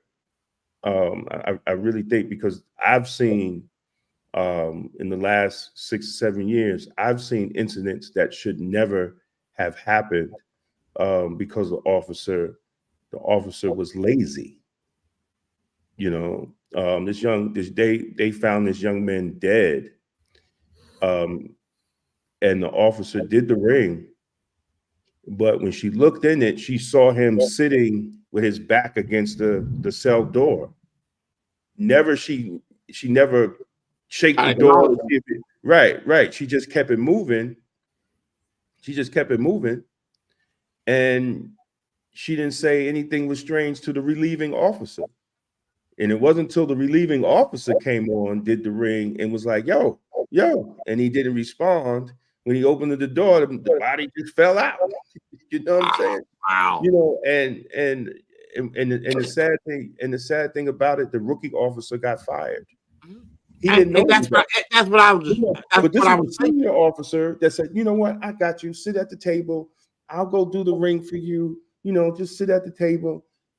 So, but they didn't fire the senior white officer. They fired the junior black officer. Because he should have equipped her with the ability to, when you're a supervisor, you own that. That's right. The dude in Tarrant County, that's the problem that I have. They fired the 2 senior officers, but they didn't fire the other people that were kicking that dude, Anthony Johnson. Exactly. And you could see the video. They were just beating the heck out of him, man. It's like in Canton, Ohio, Frank Tyson. When they walk to the bar, and that's the reason why this Myth Cop app that I'm developing, you cannot, everything that is sent in the cloud. That's right. Police database, guess what they can do? They'll only send you that portion of it. They only see you what you want to see. And when they walked to the door, the first thing the lady said was, "Get this nigga out of my bar." The second thing they said was, they walked in there, and instead of saying, "Hey man, what's going on? How you doing?" the first thing they did was physically attack him. Now, this is the video that we seen was 7 minutes. The video that I seen was 28 minutes. Wow. Frank Tyson had a closed funeral. Wow. How do you get a closed funeral? Because you got choked. Just saying. So those people in that bar took a liberty to see if they could fix his face for him while he was lying. There ain't nobody been charged there yet. Really? You talk about the only person who had any grief in the Eric Garner situation was the female black supervising officer. She was investigated, and then it ended up pressing charges. I think she lost 20 vacation days or something. But the officer who choked him out, did nothing happen to him. The white officer, you know, and oh my God, y'all, have y'all ever heard this terminology? Y'all gonna love this one. Excited delirium. Say it again. Excited delirium. Yes. We get extra human strength. Yes. When black men have excited delirium. We can feel less pain. That doctor that came in here in the late 1800s that said that black people brain is a little bit larger than a monkey. The only way that we can be taught or taught anything is by using certain principles and rules. That's whooping your butt. You know what I'm saying? We can feel more pain, that we can withstand more pain than other people because of our neurological way of thinking. What's his name? Bill Yates, the Rodney King dude. Daryl Gates. He said that black people die with that knee maneuver because our veins in our neck smaller. That's what he said. But excited delirium is a excuse that they make when police kill black folks, because they say that we get so excited that we have heart attacks and we have strokes while some 220-pound man has his knee on your carotid artery. It's just another excuse to make an excuse for people killing people of color. Come on, man. We ain't no stronger than the next person. We don't get superhuman strength because we get mad. But yet, there are all of these like racial epithets. There's all these things that are put towards us because somebody else took an indecent liberty with our life because they were judge, jury, and execution. That's right. They better be glad we don't get superhuman strength. It'd be a whole different narrative if we did. I'm seriously like I'm not trying to be funny. I'm just this. We had superhuman strength in them situations. A lot of those news stories would be different. Let me tell you, man. I've been in so many situations. We did a little vote at my sister's house, and they were like, "Man, you know what? I would have never thought that Perry would. If you knew him, you called him Perry. I would have never thought that Perry would have been the one killed by police. Well, who did y'all think it would have been?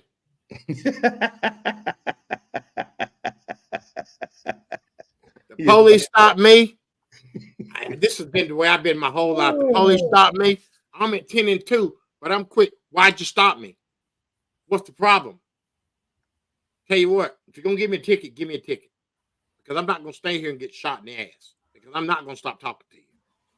Then I realized that First Amendment only lasts till that man gets tired of listening to you. Exactly. You know? I got arrested at a park. About 3 months ago that I've been playing basketball at for the last, 5 years.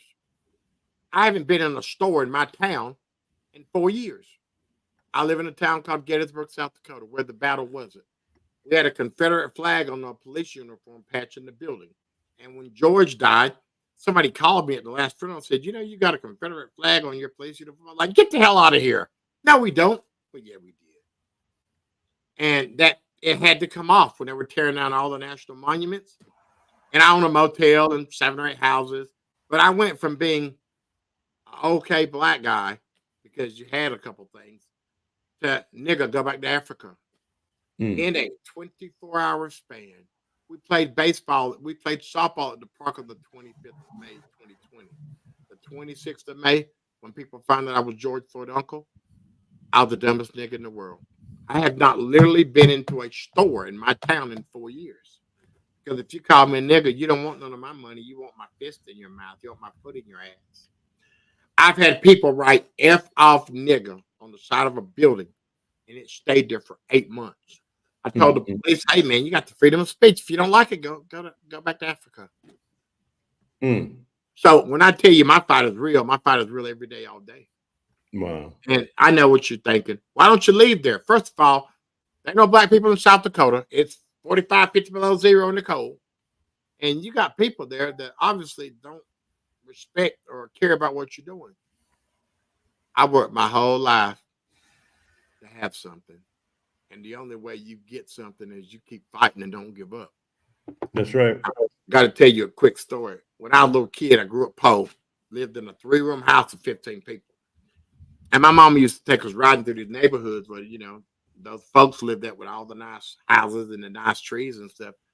And I didn't realize why my mama was crying until about 3 or 4 years ago. And I realized that she was crying because she was showing us, if you work hard and do the right thing, you could have some of this stuff. Well, my whole life, all I wanted was a house that I could put an 18-foot Christmas tree in.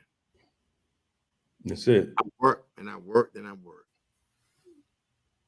Y'all ready for this? What's up? And after this, we're gonna wrap it up. Okay. Yeah. You ready? Yes, sir. I put that damn Christmas tree up, and it took me 5 hours to put it up. People call me 2 years later and said, it's still Christmas? Yes. It took 5 hours to put it up. It took 5 hours to put it down. You ain't got time for that, right? It took me 2 years to take it down, man. What I'm telling you with this is you set a dream, you set a goal, you fulfill it. That's right. And you move on. That's right. And that's what goals are made for. Dream, breathe, and deliver.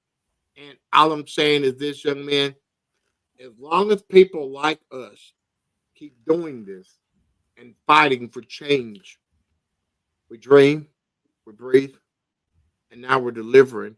We can make a difference with our voice, and that's all Uncle Selwyn trying to do.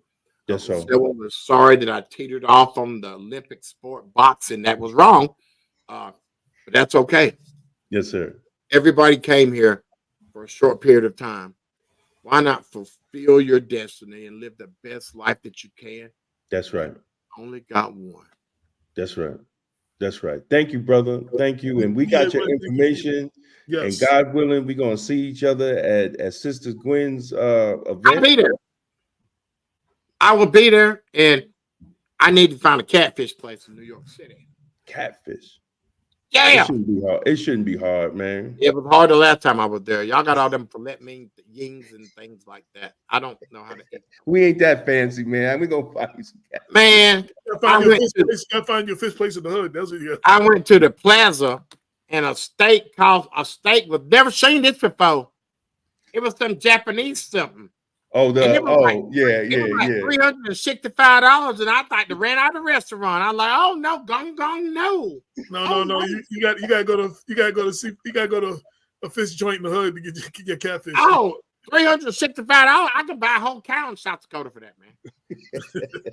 Damn, that must have been a tasty steak. Didn't try it though. They say it's good though. I know which one you're talking about. I don't care. Come on, man. Japanese beef steak. All out. See these pretty white ones? They fall out if I touch something. $365. That's like $90 an ounce. And it was a little bit. You know how y'all fancy people do. Y'all get them little bitty things like 6-8 ounces. I'm a fat boy. Someone said we got to bring you to the Ave in Mount Vernon. Yeah. I'm coming. 4th Avenue and Second Street. There's the fish place on the corner. Don't they have it where you can pick your fish out? They cook it for you right there. Yeah. Right at this spot we talking about. Right on the Okay, Avenue. I'm coming to the Ave.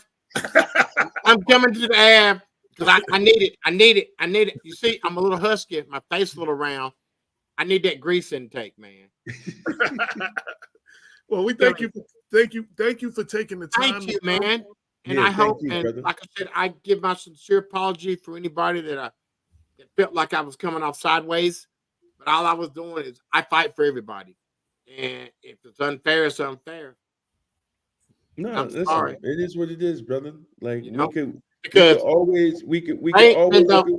I ain't take no steroids on that right there, baby. That's 59, 58. Ooh. Listen, everybody's chiming in. They say, "Yep, you buy, they fly, they fry." I like to eat it. You know, when you're eating some good fish, when you eat it, you eat about 3 or 4 pieces. You can't see, your eyes are swimming because that grease has got you combobulated and stuff. The taste is good, but you can't see the high blood pressure kicking in. That's the kind of fish I want. Can somebody point me to one of them? Them old greasy spoons. This is the spot. They got one. They definitely got it in Mount Vernon. This is the spot, right? This is the spot. Yo, with that said, we want to thank you for your time. We're coming to the end of the show. Definitely appreciate it. We got your contact information. Make sure you have our contact information. Albie, come in. Hey, man, I'm sorry to do this to you. Come here. Let me show you. Let me show you what a 58-year-old baby had for his 50th birthday. Wait, hold on. Wait, you're a baby still? No, you're a baby. No. You said what a 58-year-old baby. Oh, okay. This is what it's about. God bless. Yes, sir. Yes, it is. This is the reason why we do this, because I want his life to be a lot different than the life I had to live. That's right. Because honestly, y'all, when I was a youngin', when we were younger, our parents wouldn't let us have our hair like this. Man, get on out of here. Don't get a haircut. That's my baby boy. I thank you, my brothers. I love you. And let's stay in contact. Let's do things. And hey. Yes, sir. Peace out, brother. Hey, man. Love you, man. Love you, brother. Take care now. Grease, fish, high blood pressure. They go together. Yeah, we got you. I'm out. All right, Peace out, man. Later, baby. Yes. We're coming to the end of the show. Black Westchester. This is the People Before Politics radio show. 10-year anniversary. Still going, giving you the real talk for the community since 2014. Now, I do want to take this 1 second, and we're going to close. First off, there's never going to be a time where we're going to say something and people are going to disagree with us. Even some of our strongest supporters have disagreed with some of our guests and some of the things said on our show. Yo, the bottom line is, our character, so we not about that. We're not about that life. So you know what I'm saying? And I'm talking to one specific person who was the first one to make a comment. You got to know our character. So, you know what I'm saying? Sometimes you need to listen to the words that are being said and not just assume we're saying something that we're not saying. You know, and hopefully you watch the video and you'll see the whole thing. But then you end up missing, because of that little 5 minutes, you end up missing all the great conversation that happened afterwards. And that's disappointing. But, you know, it's going to be what it's going to be. You know, people want you to keep it real until you keep it real and say something they don't like. So, you know, that's unfortunate. I want to thank our guest, Uncle Selwyn Jones. Great guest. We definitely going to link up with him. And while he's doing that mental health bill state to state, definitely see what we support that. Do what we could do to support that in New York, man. Said he got it in Connecticut. We'll see if we can get it here in New York. So, Damon, any last words? No, I think it was very important in what he said about the George Floyd bill, and that's we had as Black law enforcement, we have questioned the George Floyd bill. And also what he said was very revealing about the situation. And I'm not even going to get into that. It's just the fact that it's unfortunate that certain people use these families for agenda. Protest profiteers. Yeah. As we always call them, the protest profiteers.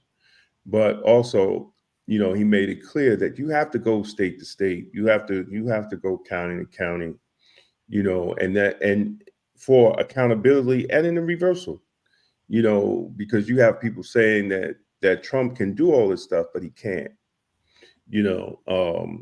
And if you're going to call the man a liar, why don't you recognize that he's lying about this too?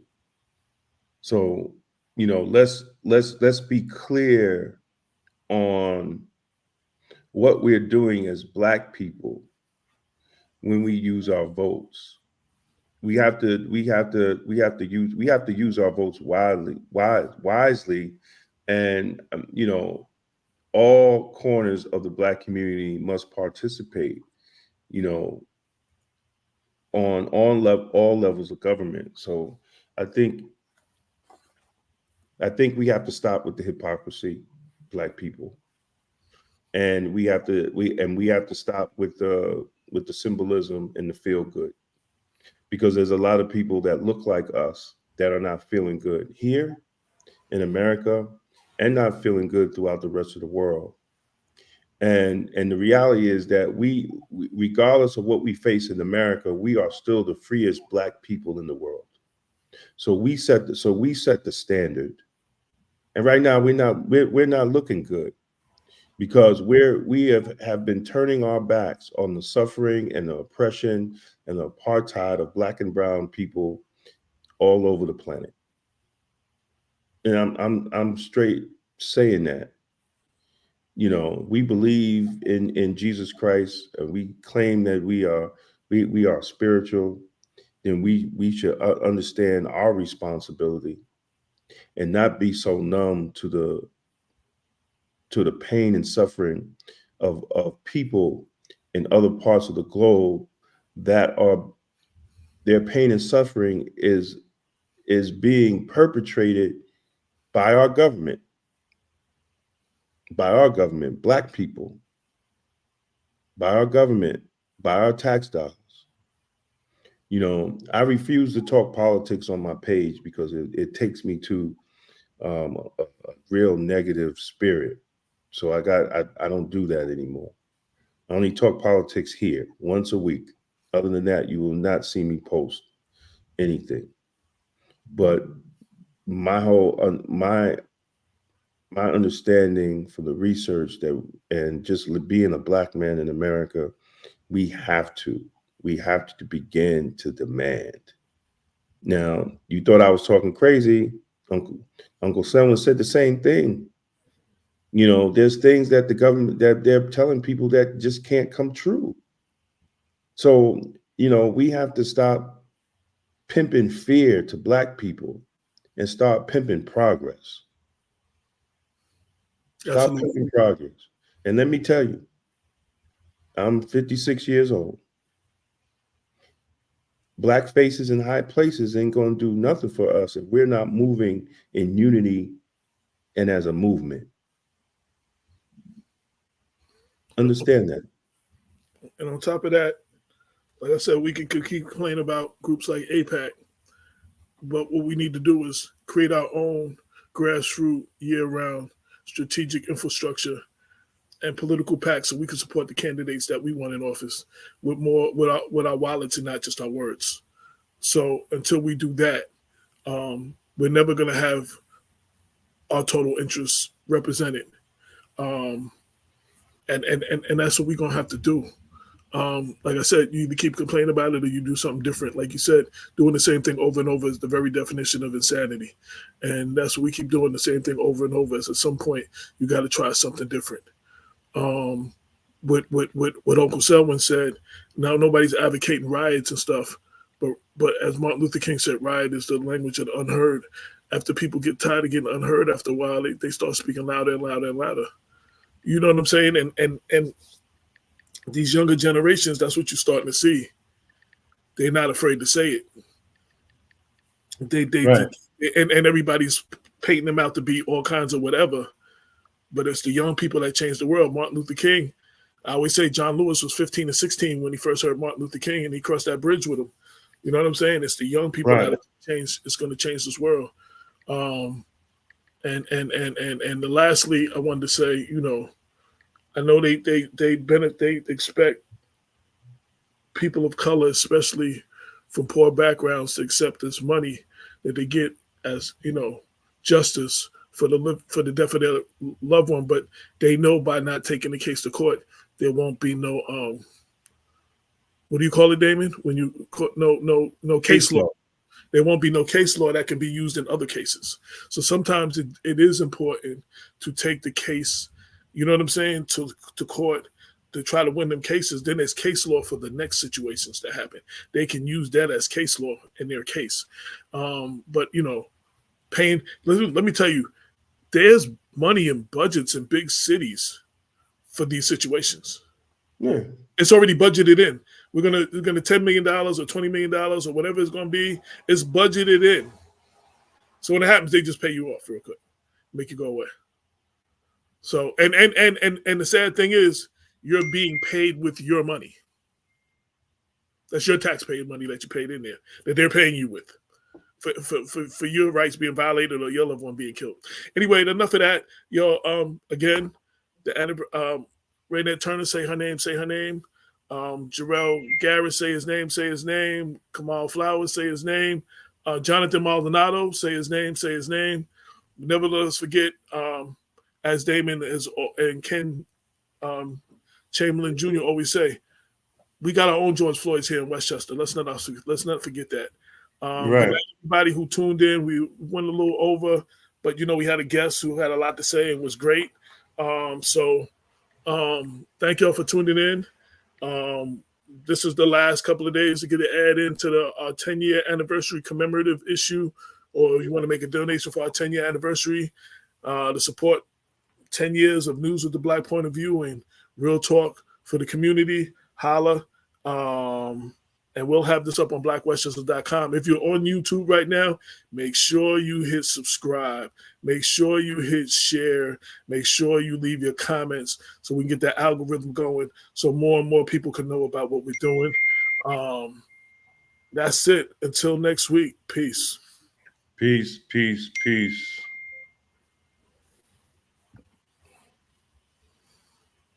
22 million black victims of Americanism are waking up, and they're gaining a new political consciousness, becoming politically mature. And as they develop this political maturity, they're able to see the recent trends in these political elections. Any minority that has a block of votes that stick together is in a strategic position. Either way you go, that's who gets it. You're in a position to determine who go to the White House and who stay in the doghouse. You're the one who has that power. You and I have never seen democracy. All we've seen is hypocrisy.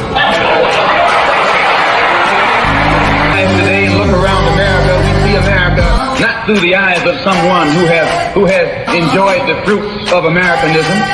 We see America through the eyes of someone who has been the victim of Americanism. We don't see any American dream. We've experienced only the American nightmare. We haven't benefited from America's democracy. We've only suffered from America's hypocrisy. And the generation that's coming up now can see it and are not afraid to say it. And are not afraid to say it. And are not afraid to say it. Peace.